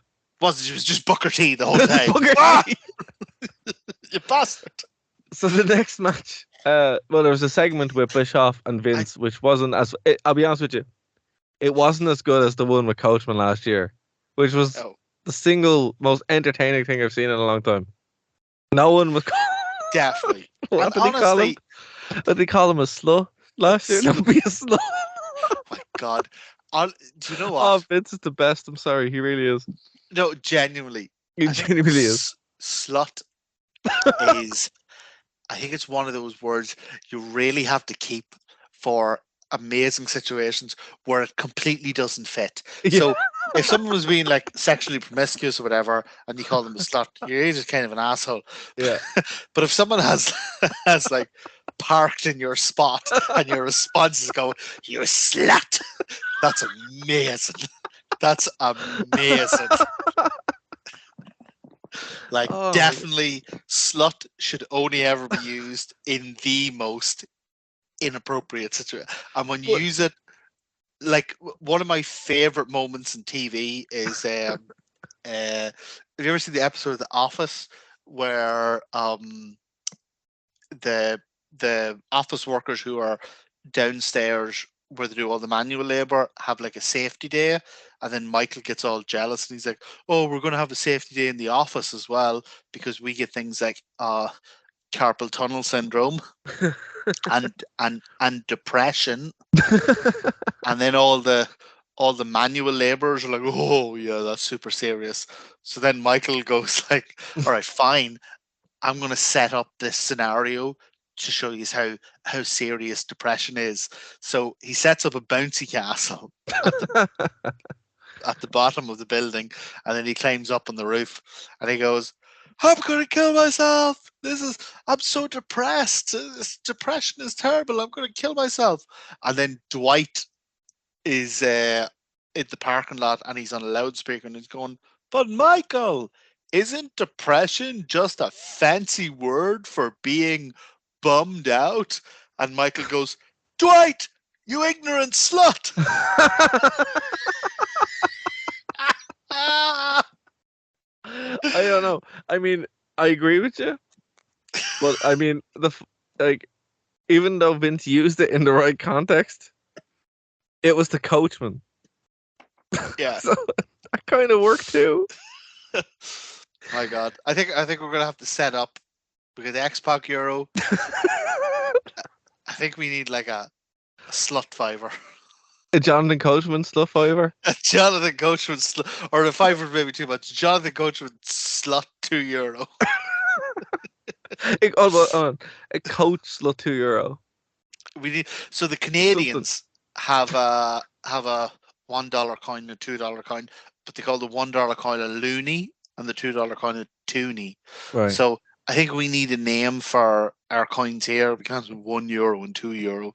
We need like, I don't know if it's universal, but like up where I'm from, like if you're talking about euros for short, you call them yelps.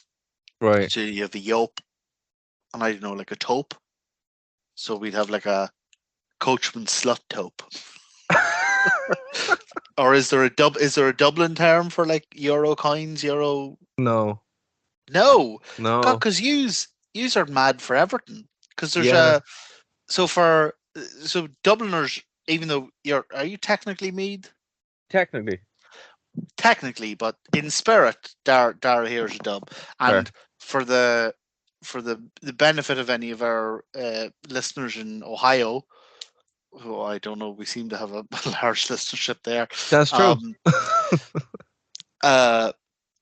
Dubliners are kind of renowned for having like disrespectful nicknames for things. So there's a tremendous sculpture, wonderful piece of art of a mermaid and it's just on the edge of the Liffey, and the water of the Liffey actually pours over it. So at different times of day, you'll just see the top of the sculpture, and then when the river's low, you'll see most of the sculpture, blah blah. And whenever they were coming up for names for this wonderful sculpture of a mermaid in the Liffey, the people of Dublin called it the floozy in the jacuzzi, the hooer in the sewer, the stiffy in the Liffey.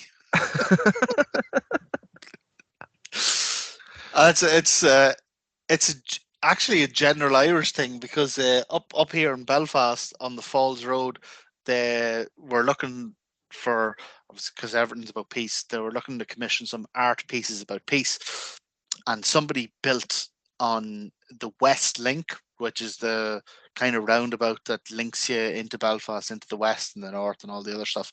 They built this enormous, like it's a huge installation on that roundabout, massive, and it's a giant ball, but it's not a solid ball. It's made of crisscrosses, and then within it is a smaller ball made of crisscrosses. And apparently, the official meaning of it is like sunrise or dawn or something like that. But everyone in Belfast calls it either the Westicle, the Westies, or the balls on the falls. That's the best one. That's the best one. Go with that one.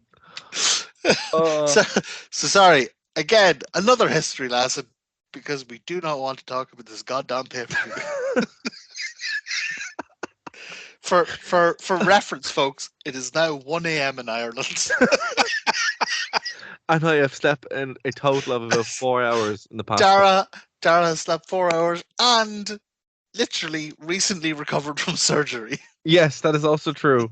Eye surgery. So that is also true. Dara recovered from eye surgery and thought to himself, I know, I'll go to Limerick and play 3 gigs in a row. And then come home and do a podcast with my lunatic friend.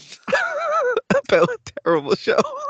About one of the worst pieces of shit ever. And we're now 3 matches in. 4 matches. We've got 4 matches. In. We're 4 matches. Let's give ourselves some credit.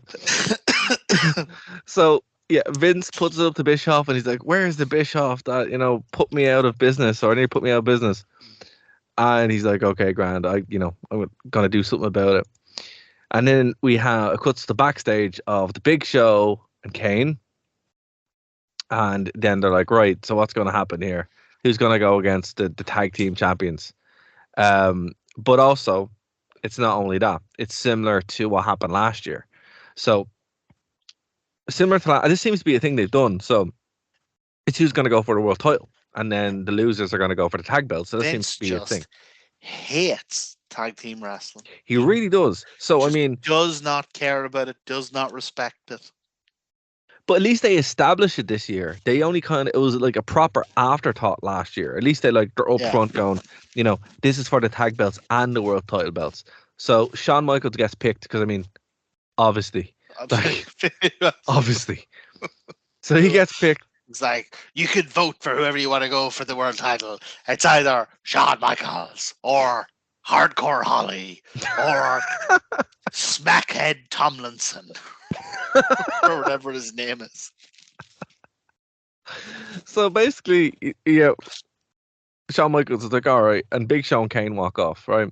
Now, the 2 jobbers that walk to the ring are known as Lance Cade and Trevor Murdoch, right?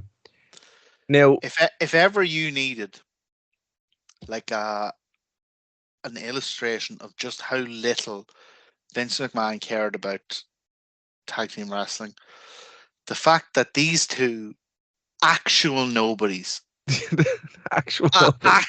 like, I know I'd stop watching wrestling at this stage, but even though I'd stop watching wrestling, like, I still knew who the people were. I had no idea who these were.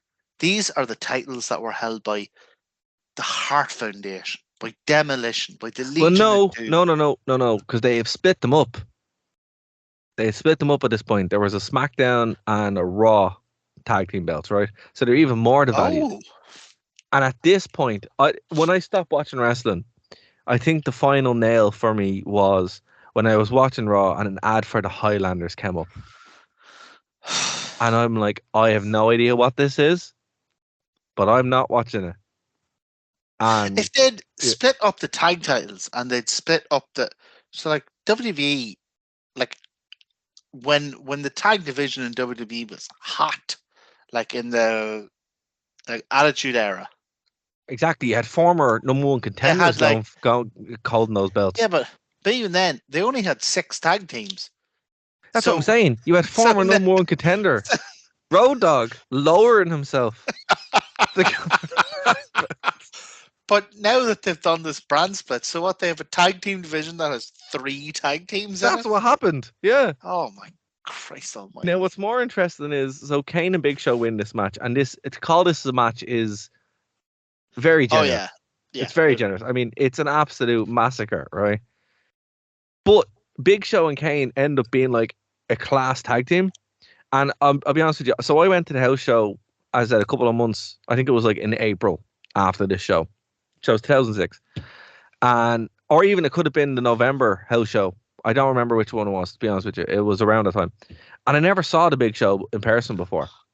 Holy Christ. He is very tall. And McCain, because they walk out together, like later on in the run.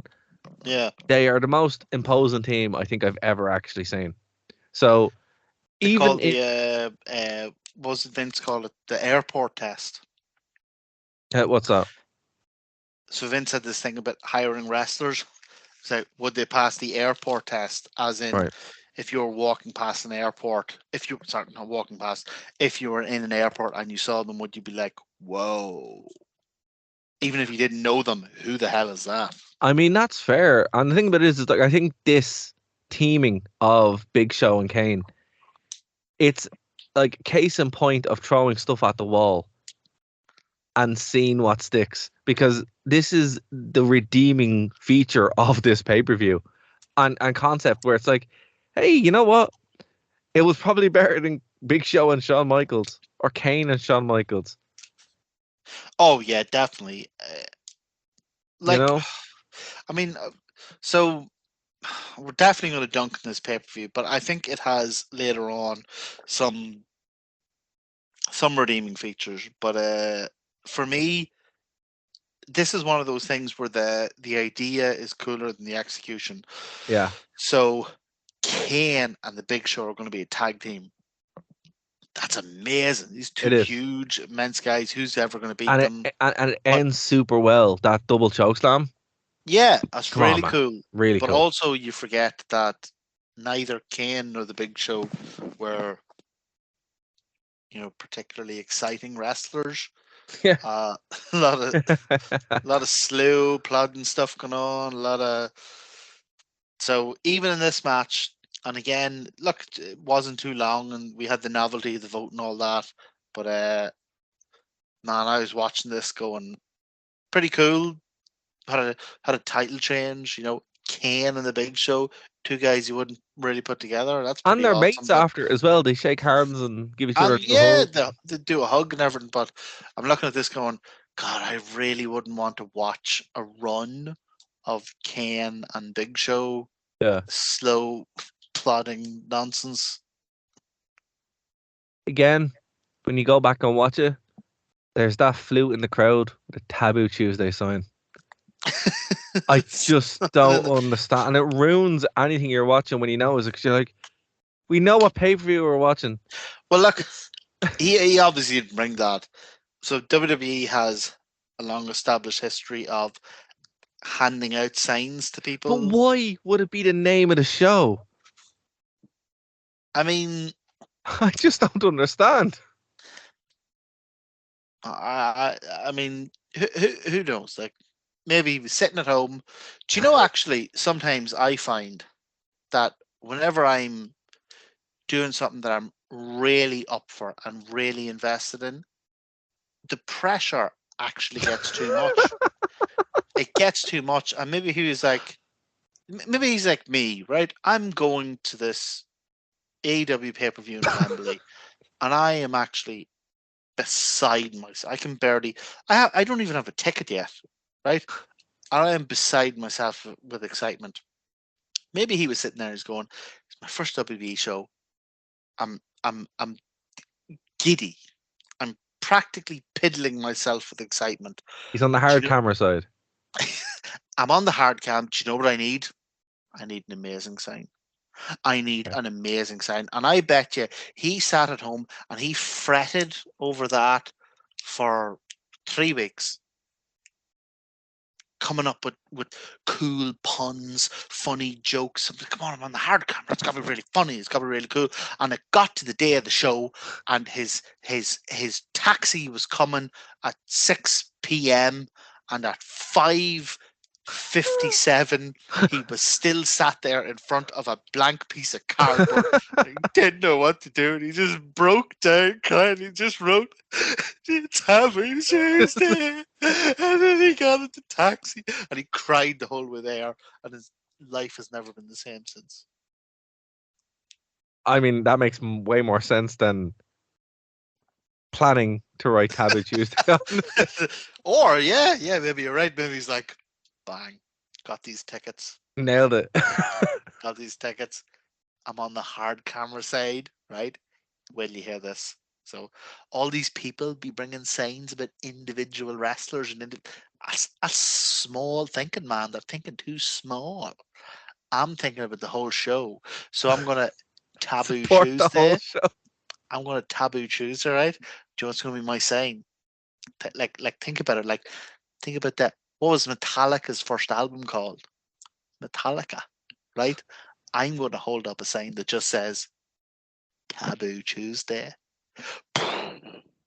You know what? I miss the days for the weird signs like Vince McMahon is gay and likes to have sex with little chickens. Oh yeah. How the mighty have fallen? Like Oh yeah. the quality Amazing. of signs. Yeah. Fucking Shawn Michaels eats dildos sideways. Amazing. Like that.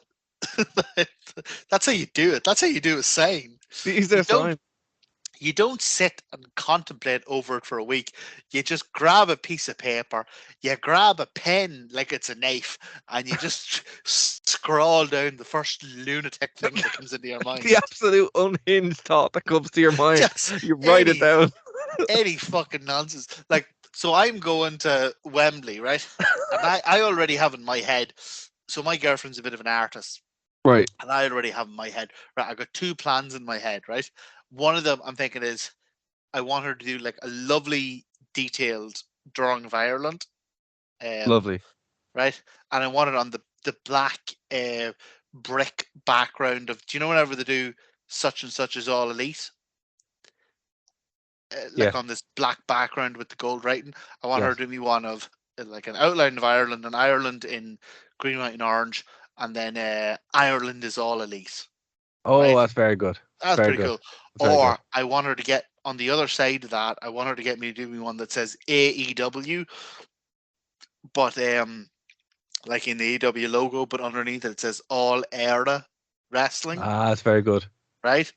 But that would be a betrayal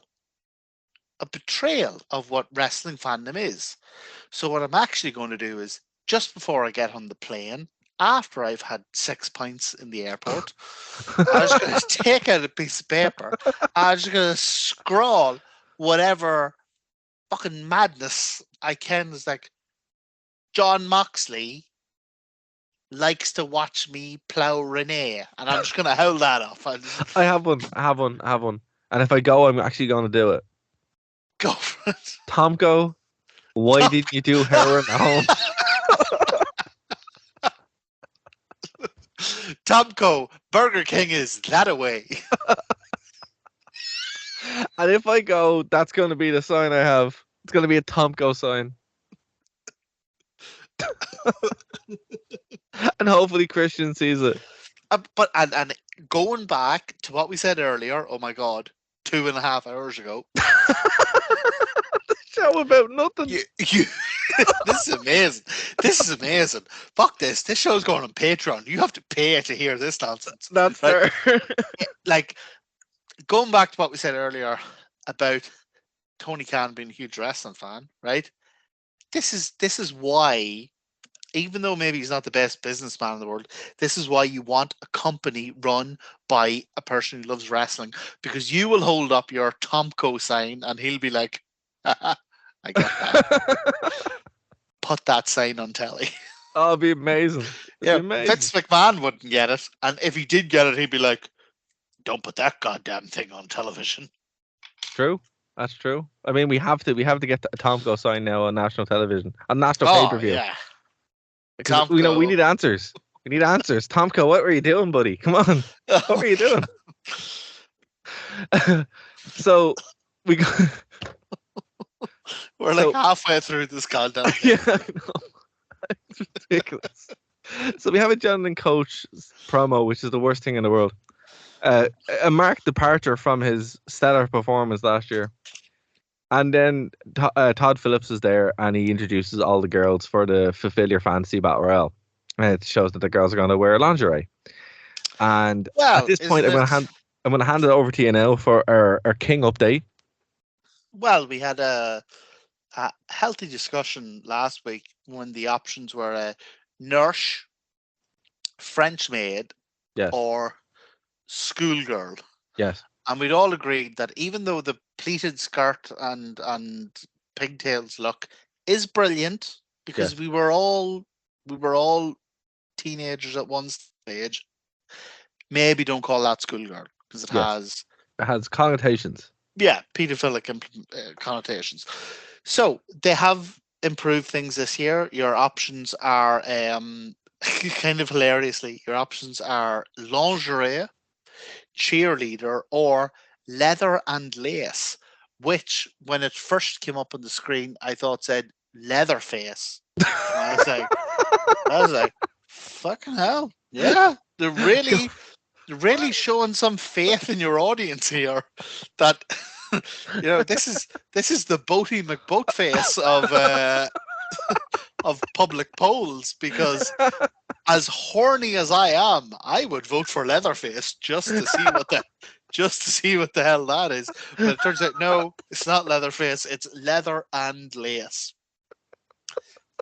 So you're right there, Darryl. No, I'll give you a minute.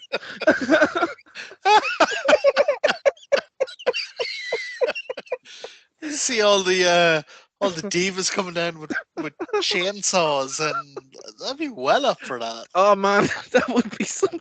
Actually, now that I think about it, that would be like Trish Stratus swinging a chainsaw. No, Mickey James swinging a chainsaw around and her arse hanging out. That'd be well. That's on brand at the time, because she was doing the whole crazy gimmick.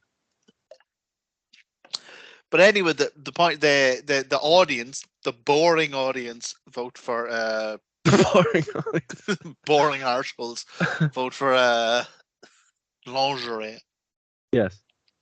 And actually, and I know this wasn't like a record WWE crowd or anything, but the fact that there were 6,000 people there and they were choosing lingerie outfits means it was technically Ireland's largest lingerie department. It doesn't know. That's a Father Ted reference. Yeah. For all our fans in Ohio, if you don't know who Father Ted is, I don't know what you're doing here. That's true. So I mean, okay, so like we kind of noticed that like Joey Styles kept King on a very short leash. But he did kind of go off from time to time with his lechery. Did we get any good quotes? Did we get any good Mark Madden quotes from this? Oh, well, look, there was no Mark Madden quotes in that. They weren't like personally like Johnny Styles. Oh my god! Like, but Joey Styles. Maybe he knew this was his last shot, but he fairly let King have it. So all the girls come out and they were all wearing like these bathrobes. Yes. And the vote came through that it was going to be lingerie. And King was doing it. So, oh my God, lingerie, that's amazing. And Joey Styles is like, I don't know what to say, King. I can see your hands, but this desk has just lifted about 3 inches. I'm like going, what the Jesus? What did- that was my response to that too. It's like, what did This you man does not care about his job. He just do? doesn't care.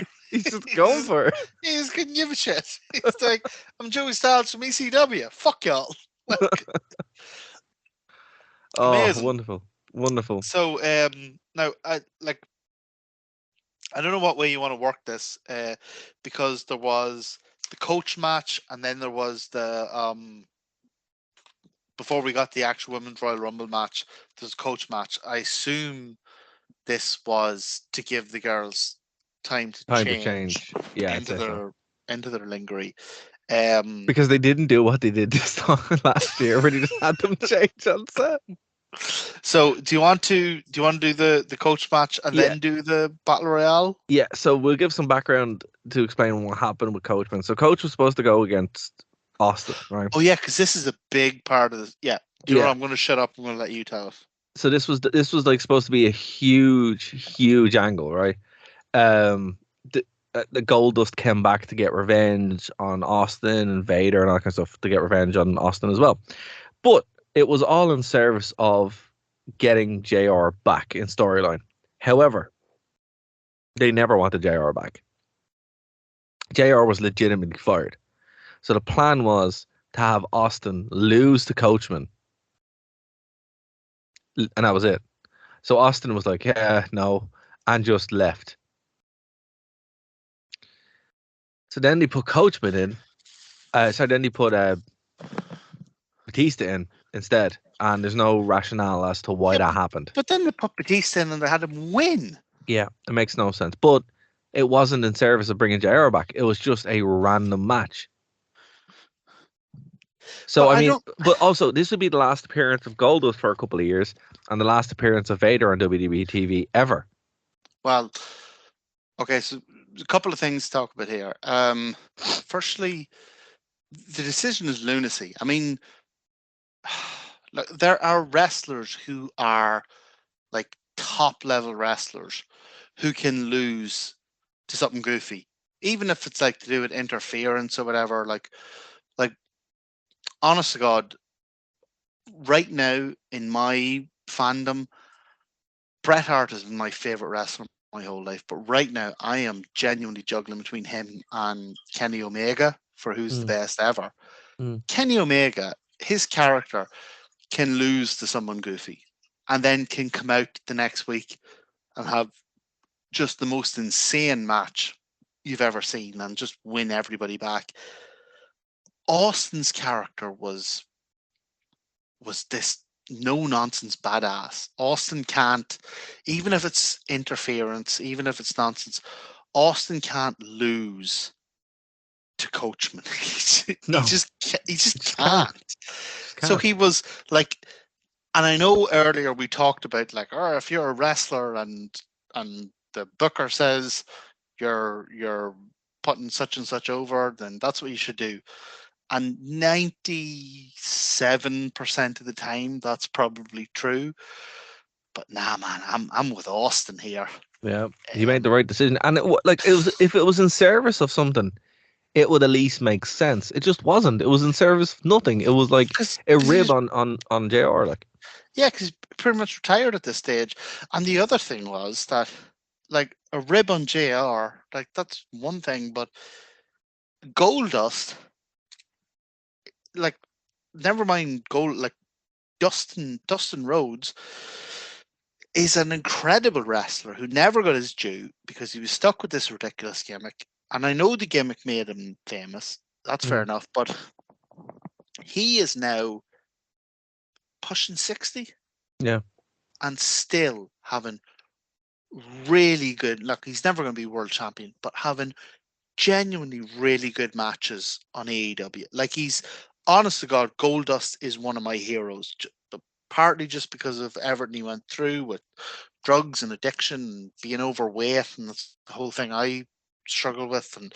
And Goldust is amazing. And then the fact they had Vader in there, and I cannot state how much I love Vader. And how sad this made me. It's like we were talking earlier about Impact. Mm. It's like it had its years and it was really good, and then when it turned out that it wasn't going to make the cut, it should have just died. It should have.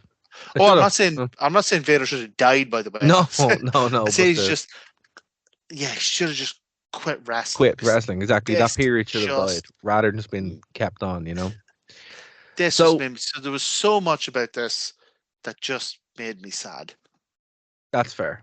I've never been so depressed in like 3.5 minutes. The whole thing was only 3.5 minutes. So here's what's interesting, right? So obviously, Batista was brought in to replace Austin. This wouldn't be the first time that would happen. So there was a Punjabi prison match, and I remember paying for it specifically, because I wanted to see what it actually was. Punjabi prison, supposed to be the Great Khali versus Bamboo Hell in a Cell. It is, but it was supposed to be Great Khali versus Big Show. He just never showed up. Batista just walks out. So Batista seemed to be the on-call guy for anyone who didn't show up. Batista's your number one sub. Exactly. Yeah, it's like, oh, go on out there, go on. And I mean, the match itself, it's a street fight, so it's effectively a 3-on-1 match where it's Vader, Goldust, and Coach. And Batista kills them all. He just fair play to. I mean, Coach is obviously just there to be killed. Yeah. Goldust, not in the best shape he's ever been in, but can still move. Yeah. Vader, oh my God, this is so sad. So sad. It's so sad. Here's because the question. he was this is what we were talking about earlier, like about generational fans, like fans who are only fans around this time. Yeah. And they'll see Vader and they'll go, "Oh, this is Vader." No. Yeah, it's not fair. Vader was legitimately terrifying. Yeah, Vader was a killer, yeah. Vader ripped Mankind's ear off. Yeah. Vader nearly broke Mick Foley's back. Yeah. Vader went to Japan and he had the goofiest headset that shot jets of air, and if anyone else did it, you'd laugh at them, and when Vader did it, you'd shit yourself because he was goddamn Vader. So there's a sign on the hard camera in this match that says, "I want an animal bite."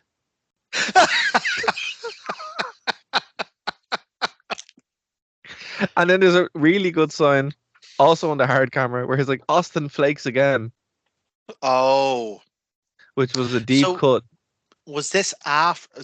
Yes. I'm not sure the time. It was. It was after he walked away on Brock, yeah. Oh. Yeah, so it's 3 years later. So here's the thing. The thing with Brock, you can argue both sides. Because Austin said he didn't walk away because they wanted him to lose to Brock. He says he walked away because they wanted him to lose to Brock on a show with no build, with no a storyline leading up to it, and it should have been like Austin losing. And I kind of agree with him. Should have been a big moment. Should have been like a pay-per-view main event or something. And I kind of agree with that. But I also agree that the whole point was that Brock Lesnar was this young, upcoming, overwhelming force. Like, he didn't need a big build-up. He was just going to kill guys on Raw, kill guys on SmackDown, kill guys on Heat. He was just... So I kind of see both sides of it. But with this, when they wanted Austin, pretty much, apart from Hulk Hogan, maybe the biggest wrestler in the world, to come out of retirement and lose to Coachman, I'd have told him to fuck off as well. Absolutely. So Batista won handily, and then we go to our. I'm going to throw this one over to you. The Fulfill Your Fantasy Battle Royale match. So we only had one of these type of matches compared to last year where we had two. So poor King only got to have his leprosy out once. So walk us through, Martin. What happened? But he made the most of it. So now if people want to correct me, they can pay an Xbox euro, and they can correct me. But I'm pretty sure. So King has a list of Kingisms, but his first one is off the charts. Yep. Now I've listened back to it a couple of times to make sure that that's what he says.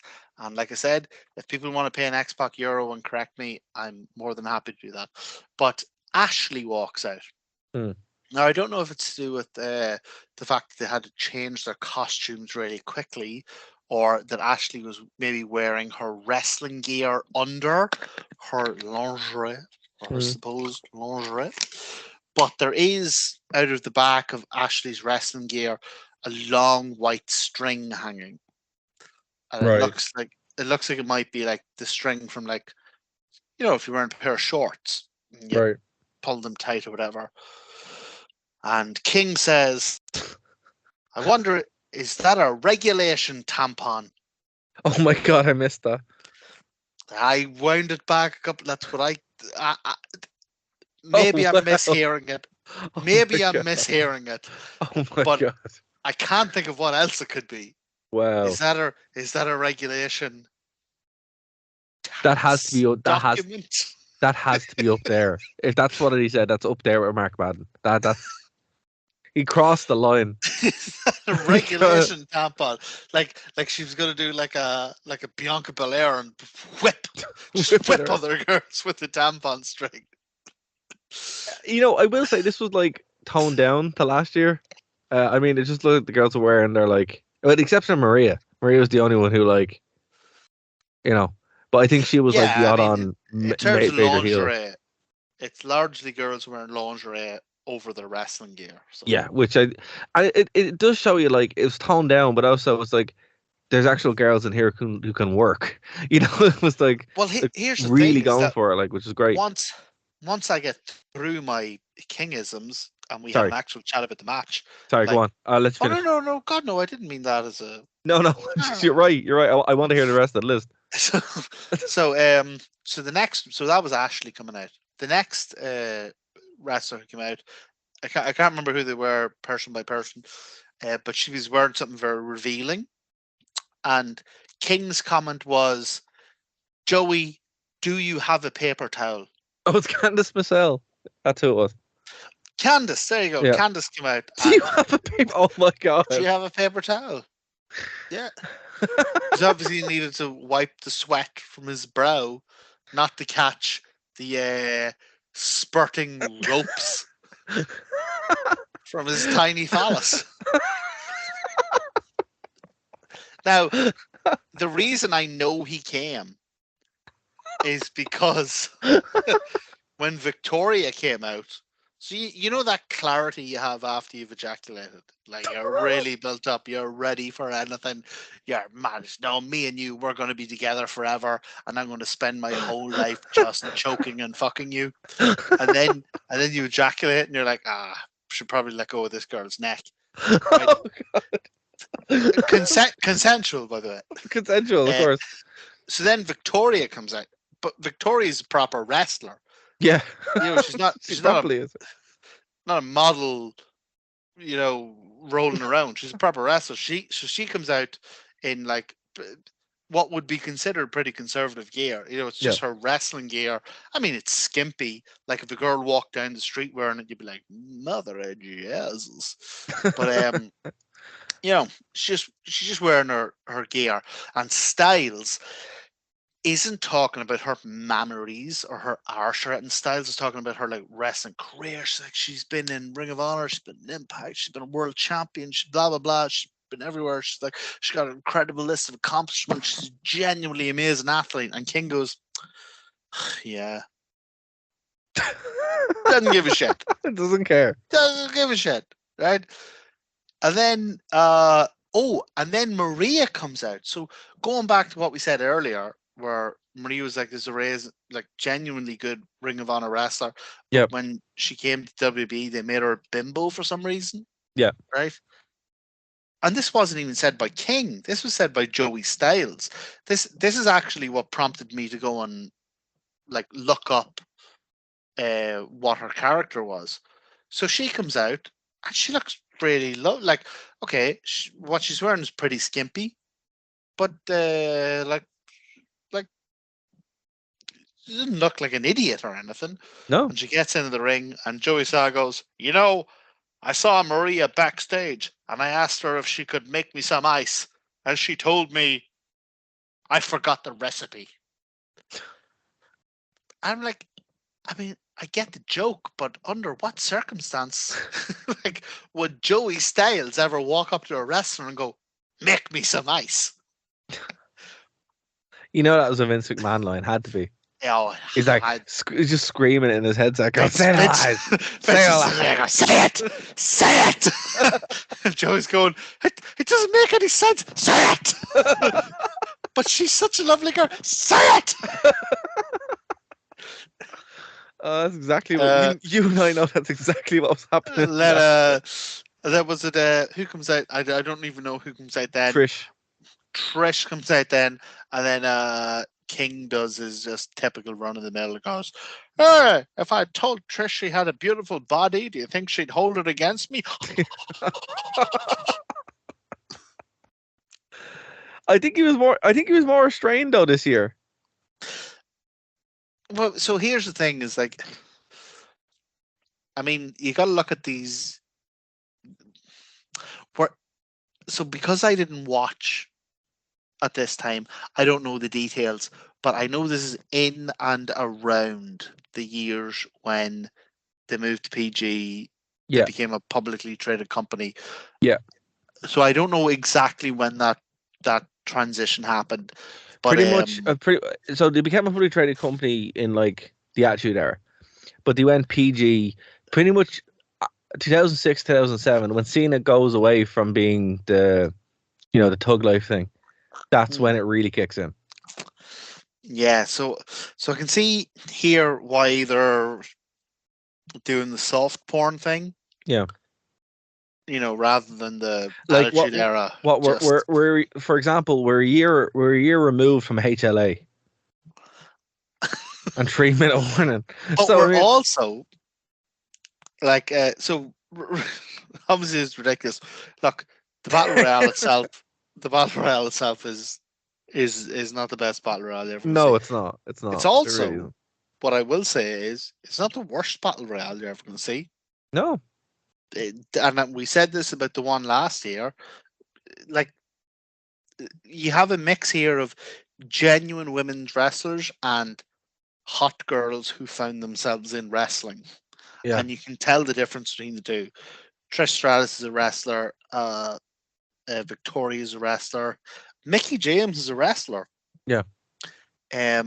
The other two aren't, and you can clearly see they aren't. Not so much, and they're very awkward in the way they fall and the way they move and everything. But so a couple of things I'll say about this is that it's not the best battle royale in the world.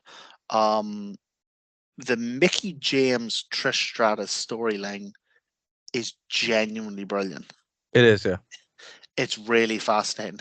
This kind of psycho fan who's actually a good wrestler, but still loves Trish Stratus and is willing to sacrifice herself for Trish Stratus, even though Trish Stratus doesn't want that at all, is kind of brilliant. Well, it's kind of good, but Mickey James plays it so. Oh, sorry, I'm still getting over this cold. Mickey James plays it so well. It's actually brilliant. She does, and I mean, it sets up the end of the match as well quite nicely, and that entire feud really, because it would go all the way to WrestleMania and everything, and then to be the heel turn, and Mickey James would end up being. Dara, don't bury the lead. It would go all the way to WrestleMania, and what would happen? Go on, say. The V-leg. Oh God! Which can't see anywhere because they removed it. Oh, you can still find it, but the V-leg happened. This is the genesis of the origin of the V-leg. But this is where that started. But like, oh my God, I forgot about that. Well, I don't know what else to call it. Like the cunning linguist. So this is where that started from, this Mickey James thing. But a genuinely not terrible performance, an actually really good story. Yeah. particularly for the women's division.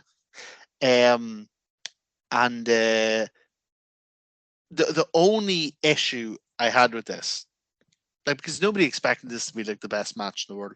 The only issue I had with this, and I don't know if this was a mistake, like a botch by the wrestlers or a botch by Joey Styles, but Joey Styles very clearly says at the start, and I winded back to watch to make sure that I didn't mishear, is the only way to win is to go over the top rope Yeah. and Yeah. both feet touch the floor. I literally have that in my notes too. And this match ends by Mickey James and Victoria Going through the middle rope. no. Not going over the top rope. Through the Not middle rope. even not even going over the middle rope. They go under the middle rope. Oh, yeah, they do. Sorry, I just rewound it. Yeah, They go over the bottom. I thought they rope. went over the second rope. Okay, they went under they the. go Oh, well. over. They go over the They go over the rope that you roll under to get into the ring. Like, it's the lowest possible version of being thrown out of the ring, unless the ring is made of ice. But something very similar happened last year, where the definition of a battle royale gets very loose, shall we say? So like, what do you think? Is that a botch at the end? Mickey James was supposed to do like a cactus jack over the top clothesline, or did Joey Styles get it wrong? But I think Joey Styles got it wrong. I think it's a case with that specific match, they're like, once you go over the top rope, it's fine. And he was kind of like, oh, it's like the Royal Rumble, which, I mean, look, it's a fair assumption to make. But at the same time, you're like, oh, it draws attention to stuff you don't want to draw attention to. It was actually something that and the only reason I noticed it was because when they did the Battle Royale last year, and the Battle Royale last year had like 10 or 20 of them in it. But like a lot of them were obviously not wrestlers. They were just hot girls in wrestling. And the rule then was, if you just fall out of the ring and your feet touch the floor, you're out. So then when Joey Styles was like, oh, you have to go over the top rope, I was like, oh, so they've got proper wrestlers, because there's only 6 of them. I was like, oh, so they're proper wrestlers. Like, they're like, they know how to take a bump over the top rope. But obviously that wasn't the case. So we had Trish winning, and they cut the promo, which kind of sets up, as you said, what you said. Trish. Also, what do you think of Mickey James? I love Mickey James. I think she's great. But again, he's one of the best Impact Wrestling champions of all time. She comes out and she's wearing the lingerie, and she's like doing her like bouncing around the place thing. Yeah. Like she likes to like jump her. She's really excitable and blah blah blah. And it's the only time I felt dirty. I felt wrong. But King says, well, she really likes bouncing around the place. I like the way she bounces. And I'm like, God, I do too. King, you're a goddamn lech, and I hate that I feel the same as you, but Jesus, that's a great bounce. She is brilliant. She really is. Phenomenal, yeah. So the next match is for the Intercontinental Championship, which is weird. Isn't that a discussion in itself? It's so bizarre. It really is. And I totally forgot about this, because it's like, and I mean, to be fair, Joey Styles actually mentions it. He goes, this match is about everything but the Intercontinental Championship, which is true.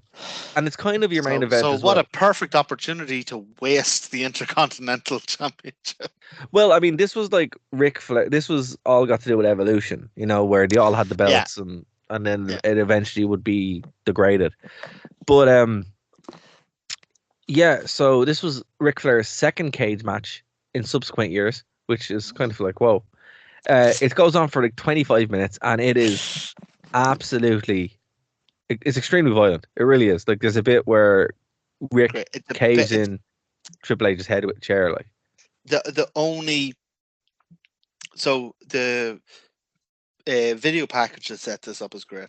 Actually, I meant to say earlier, the video package, that even though it's a total bullshit match, the video package that sets up the Man King Carlito match is actually it was brilliant. You're actually like, you go from like, what is this bullshit? Like, why are they wasting Mick Foley to, oh yeah, kill that apple-eating fucker. Yeah, get him. Yeah. The video package for this is fantastic. Like, It is. genuinely makes sense as a story. Triple H has idolized Ric Flair, and now Ric Flair's been signed to WWF, and he's like delighted. But it turns out that he's not the Ric Flair he remembers. Yeah. And you know what? Like we were talking about TNA or Impact earlier, I'd rather you were dead than tarnished your legacy. So I'm going to end you. Yeah. Great story. It's a great story. It is. And it's like just so weird that they're doing on Taboo Tuesday.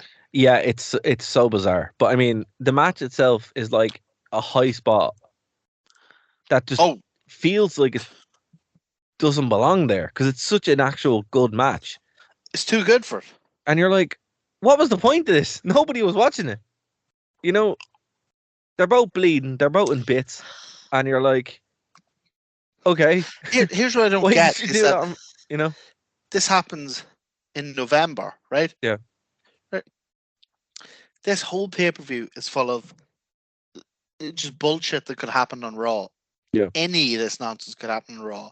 But this, a genuinely great story and what turned out to be a very good match. Like, why couldn't you hold this for 2 months and put it in the Royal Rumble? Hold it for 5 months and put it in WrestleMania.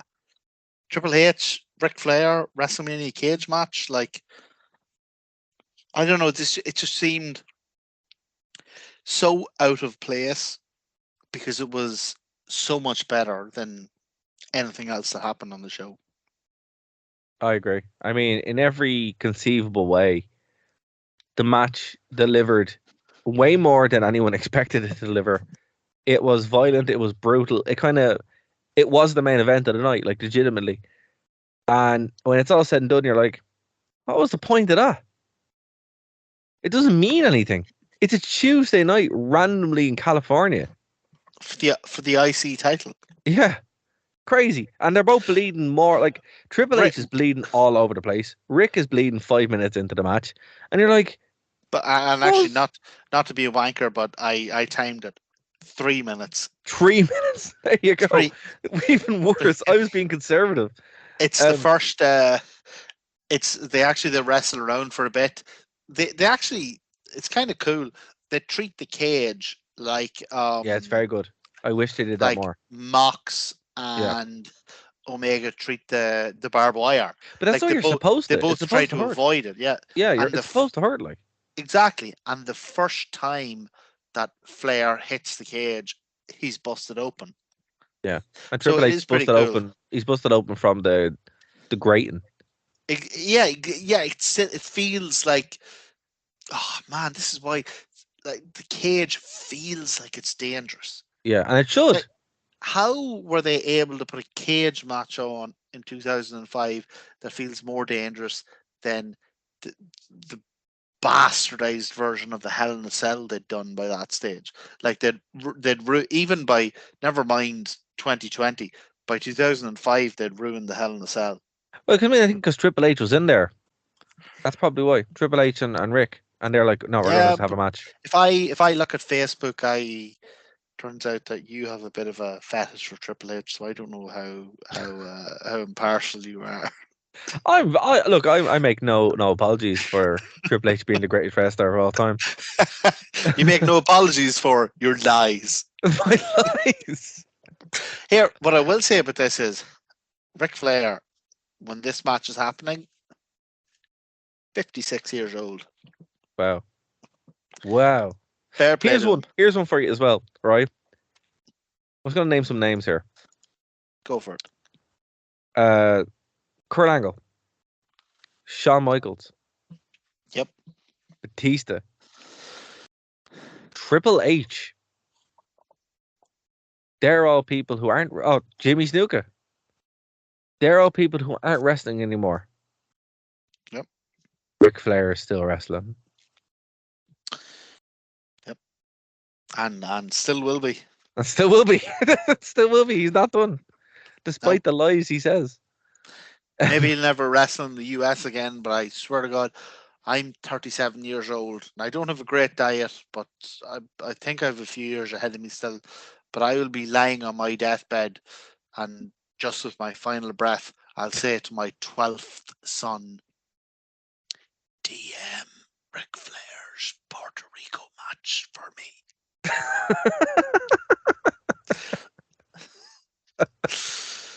I tell you what, though, to give it to him, like, people give Jericho shit for being 50 and wrestling. Yeah. And Jericho's class. Yes. And man, I gotta give it to Flair here. Look, he's not bouncing around the place. He's not doing anything particularly athletic, but he knows how to control a crowd. He knows how to have a wrestling match. He knows how to bleed on his blonde locks. I'll be honest with you. Bloody great match. It really was. Okay, so the next match it's a triple threat match for the WWE Championship. John Cena, Kurt Angle, and Shawn Michaels. Now, what's interesting about this straight off the bat is the way they shoot it. Like, John Cena is supposed to be who you want to win, right? And it's a bit at the beginning where this kid has a disposable camera, and his dad just knocks him in the head. He's like, "Stop with the camera!" What's he doing? He just caught that horrible bit of child abuse, on camera, just for no reason. Obviously, he's like, just watch him, but he just smacks him like it's gas. If your dad abuses you, you should love John Cena. Wop, wop, wop, wop. Tell you what, before this match starts, they have a bit of a kind of a those promos they do where they go around the city. The video goes around the city. It goes WWE in whatever city, and we got so many thousand people here. And the thing to do with this one is they go, it's WWE, it's Taboo Tuesday, and we've had with the main event coming up, we've tallied the votes, and we've had 6.5 million votes cast. And I'm like, you have 174,000 pay-per-view buys. There's no way that happened. You have. There's no way that happened. I looked it up. The absolute peak for that entire year, for 2005, Raw absolutely peaked at 5 million. And it didn't get 5 million the whole year. The highest point it got that year was 5 million. So I don't believe that. I think you're telling fibs. I don't believe that you get 6.5 million votes about Taboo Tuesday. I don't believe you. I think you're lying to me, Vince. I don't believe that. I don't know why you weren't just like, you know what? 1 million. Million sounds good. We'll go with 1 million. I mean, at least that's believable. Because, like, not just lying. I got 90 whatever thousand in the Silverdome for Hulk Hogan slamming under the Giant. I mean, very low definition. I'm not going to be able to sit there and count every person who was in the arena. 6,351,188 votes. 6.5 million, really, Vince? Really? I mean, that's the entire population of Ireland and then some. That's everybody who watched Raw, and then 1.5 million people who didn't watch Raw but felt compelled to vote on Taboo Tuesday. Well, maybe people voted multiple times, because I do recall that you could vote, particularly with Cyber Sunday, you could vote over and over and over and over again. Yeah, well, then that only also means it's false. But I prefer the supernatural version where you have 5 million people who watch Raw, and then you have 1.5 million people who just woke up on Taboo Monday and were like, I must vote. I must vote for my team. They went on their dial-up internet connection. They just woke up on Taboo morning going, I gotta go to WWE.com. Cage match, and then their partner was going, what are you talking about, darling? They're just going, cage match. It's like, Sweetheart, what's happening? I don't understand what's happening. Call the doctor. Call the doctor. Shawn Michaels. Shawn Michaels. And then the doctor comes out and he puts. It's oh my god! I've seen this happening all over the place. It's Taboo Tuesday. That would be a good marketing ploy. See, that'd be an amazing ad. They should have done that. She's got a fever, and the only cure is to vote on Taboo Tuesday. Who will Rob Conway to face? Oh, Think of Rob Conway. Oh my god. Buff Bagwell, but he's not. He needs your votes. Buff Bagwell doesn't need your votes. He's already Buff Bagwell. Rob Conway needs your votes. He's not even Buff Bagwell. Oh my god, they should do that. They should have Rob Conway versus Buff Bagwell. Lose at least gimmick match. Yeah, exactly. But it's just Rob Conway attacking a mirror. So look, this match was terrible. I mean, it was great. It was actually a fantastic match until the end. You know what? I completely agree. And like we have shat on this a lot, and we'll talk about the finish and all the other stuff. But in terms of action, I mean, you got two great wrestlers and Cena. Yeah. But there was genuinely sequences, like parts of this were genuinely brilliant, and even the bits of it that weren't only bring it down to like overall like a B. Yeah, but genuinely good match. Like this is why this period was frustrating when I came back to watch wrestling, and I was like, okay, you can have the best match in the world, and they'd have like proper like 8 out of 10 matches, and then Cena would win, and you're like, what is the actual point of this? What was achieved, you know? Well, the worst part was that so later on in the LOL Cena wins era, Cena was, I mean, he's never been a great wrestler, but he was good. He was competent, at least later on. But this back in 2005 was still pretty green.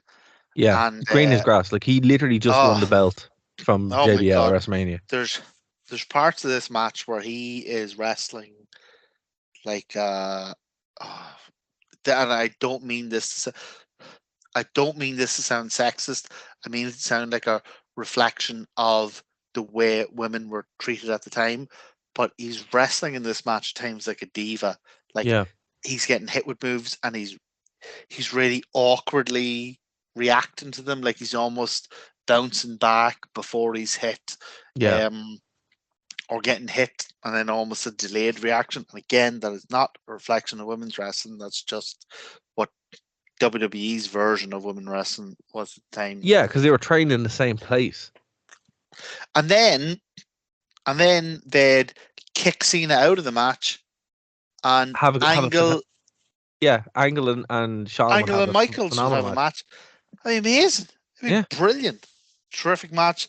And then Cena would crawl in from the side. You'd be like, get out of here, Cena. Get out of here. Don't ruin the match. Get the fuck out of here. What are you doing?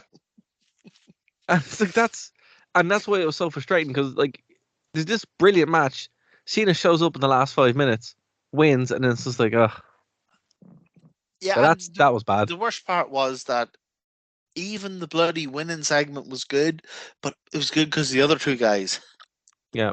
Like Angle and Michaels had this great segment where they were trading finishers, blah blah, and then Cena came in and did the FU.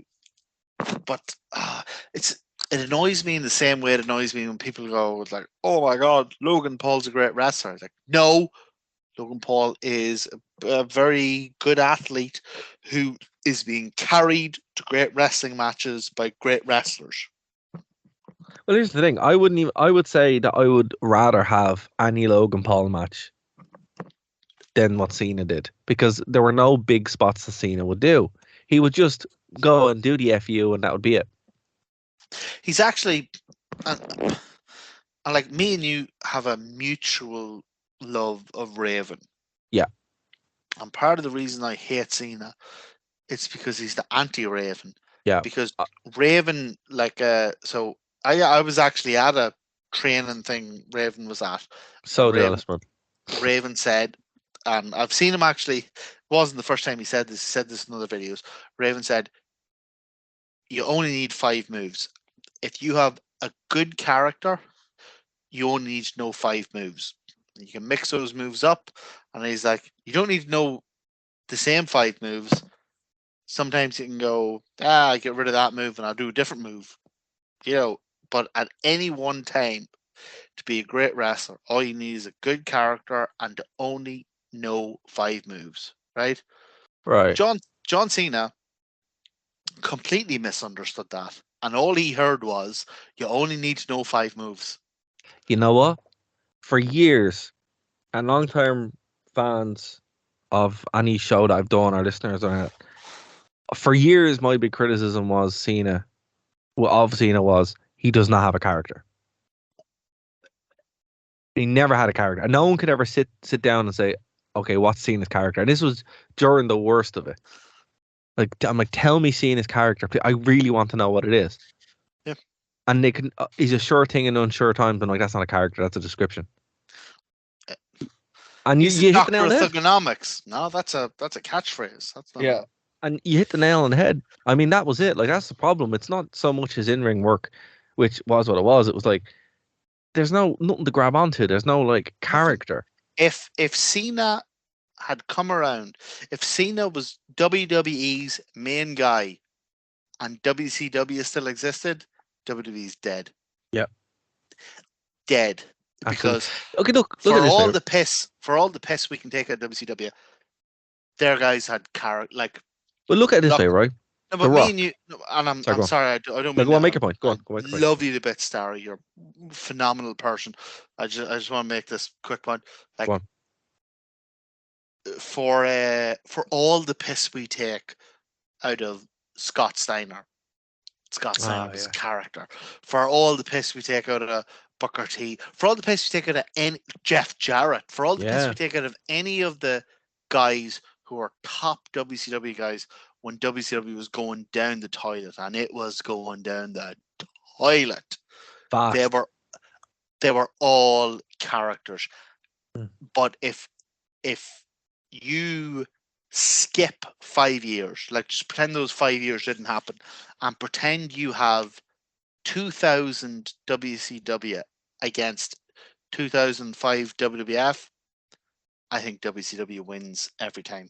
Oh, you're right. Like, I mean, I'm glad you fleshed that point out, man, because you were spot on. Like, I was gonna go a bit more generous and say, you know, The Rock compared to Cena, like in the Attitude Era, night and day. But I mean, nothing sums it up more than that. As WCW was going down the tubes, their main characters were characters. Yeah, and listen, man, like we watch those pay-per-views. Yeah, we have that shared PTSD. But man, like even through it, you gotta say, Scott Steiner was kind of cool.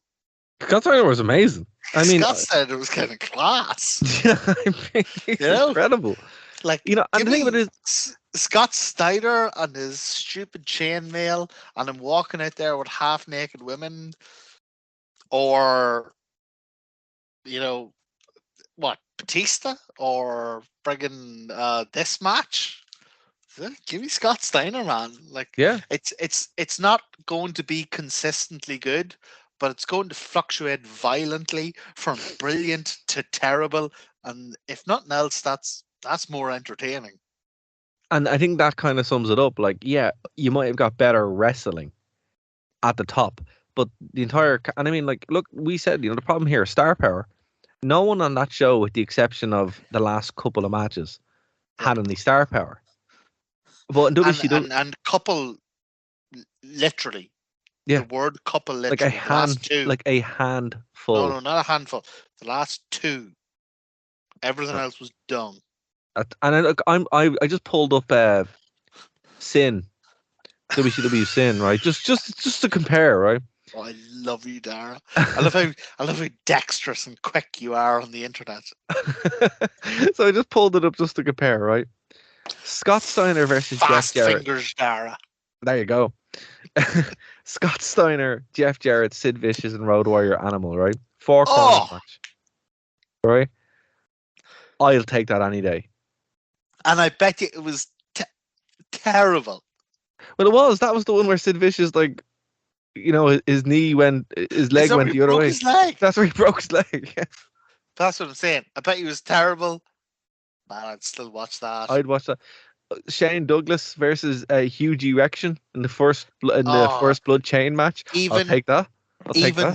Even just for the pure comedy of ripping into it. See, that's the thing.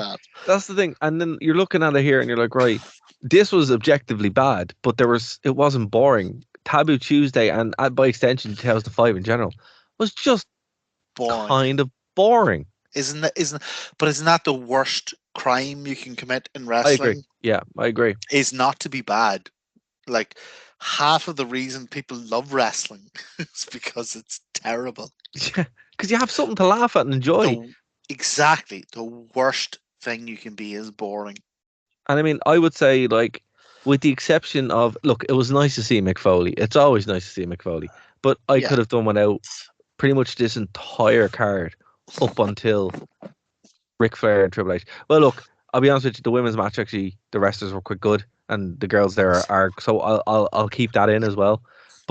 And we're a couple of red-blooded males. I mean, absolutely, yeah. We're not going to argue about beautiful women in lingerie. We absolutely are not. So I was kind of being a bit selfish in that as well. But I will keep those 3 matches in, and the rest tastefully can fuck off. It was terrible, and it will stay in its vault, never to be seen or spoken about again until next week when we have to talk about Cyber Sunday. We do. Yeah. Cyber.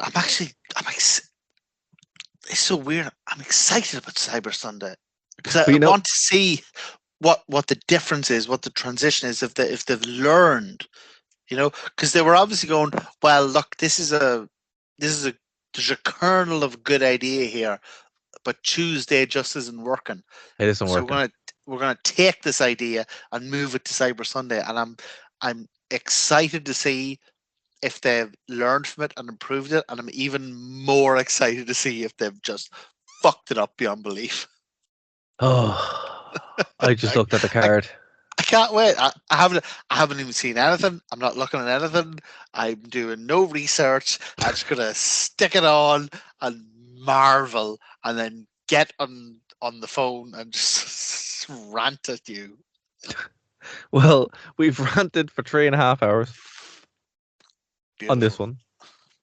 So I want to thank you, Martin, for your insightful, incredible dedication and commentary on this as we navigated one of the worst shows I think we've watched, which is saying something because, I mean, we watched... Dara, what? We've talked for longer than the show. The show was 2 hours and 58 minutes. And I think we spent an hour and a half trying not to talk about the show.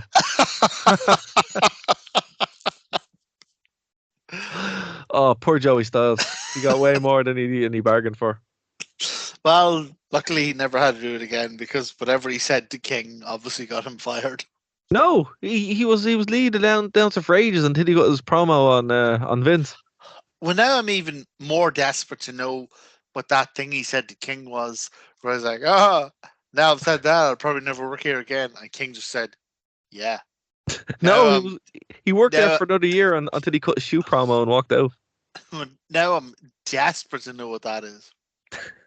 God, well, you know what? Maybe when we're done with this cyber arc, maybe we'll do a Joey Styles arc. That could be fun.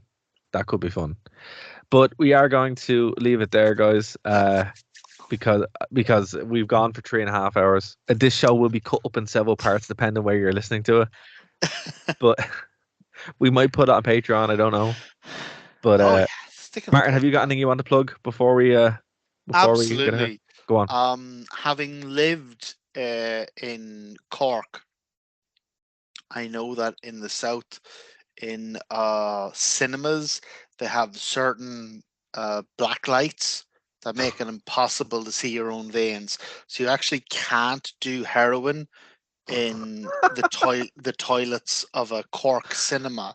So what I would say is to take the advice of all WWE wrestlers and do your heroin in a Chili's. Well, technically, he was the TNA wrestler at that point. But previously had been WWE. Look, WWE loves claiming people were wrestlers on like WWE. Whenever they had Sting, like talked about Sting's great history and never fucking once mentioned that he was TNA like for 10 years, or like Kurt Angle, they never mentioned Kurt Angle's TNA. So if they're not going to do that, then I'm going to say that WWE advises you to take your heroin in a Chili's rather than a Burger King. That's fair. That's fair. Guys, I want to push to WrestlingRewind.com, the True Penny channel, and anywhere else as well. Your support is great. Please do go over to Patreon, send us some money. That would be nice. And we will talk to you next week here, where we look at Cyber Sunday 2006. God help us. Bye, guys.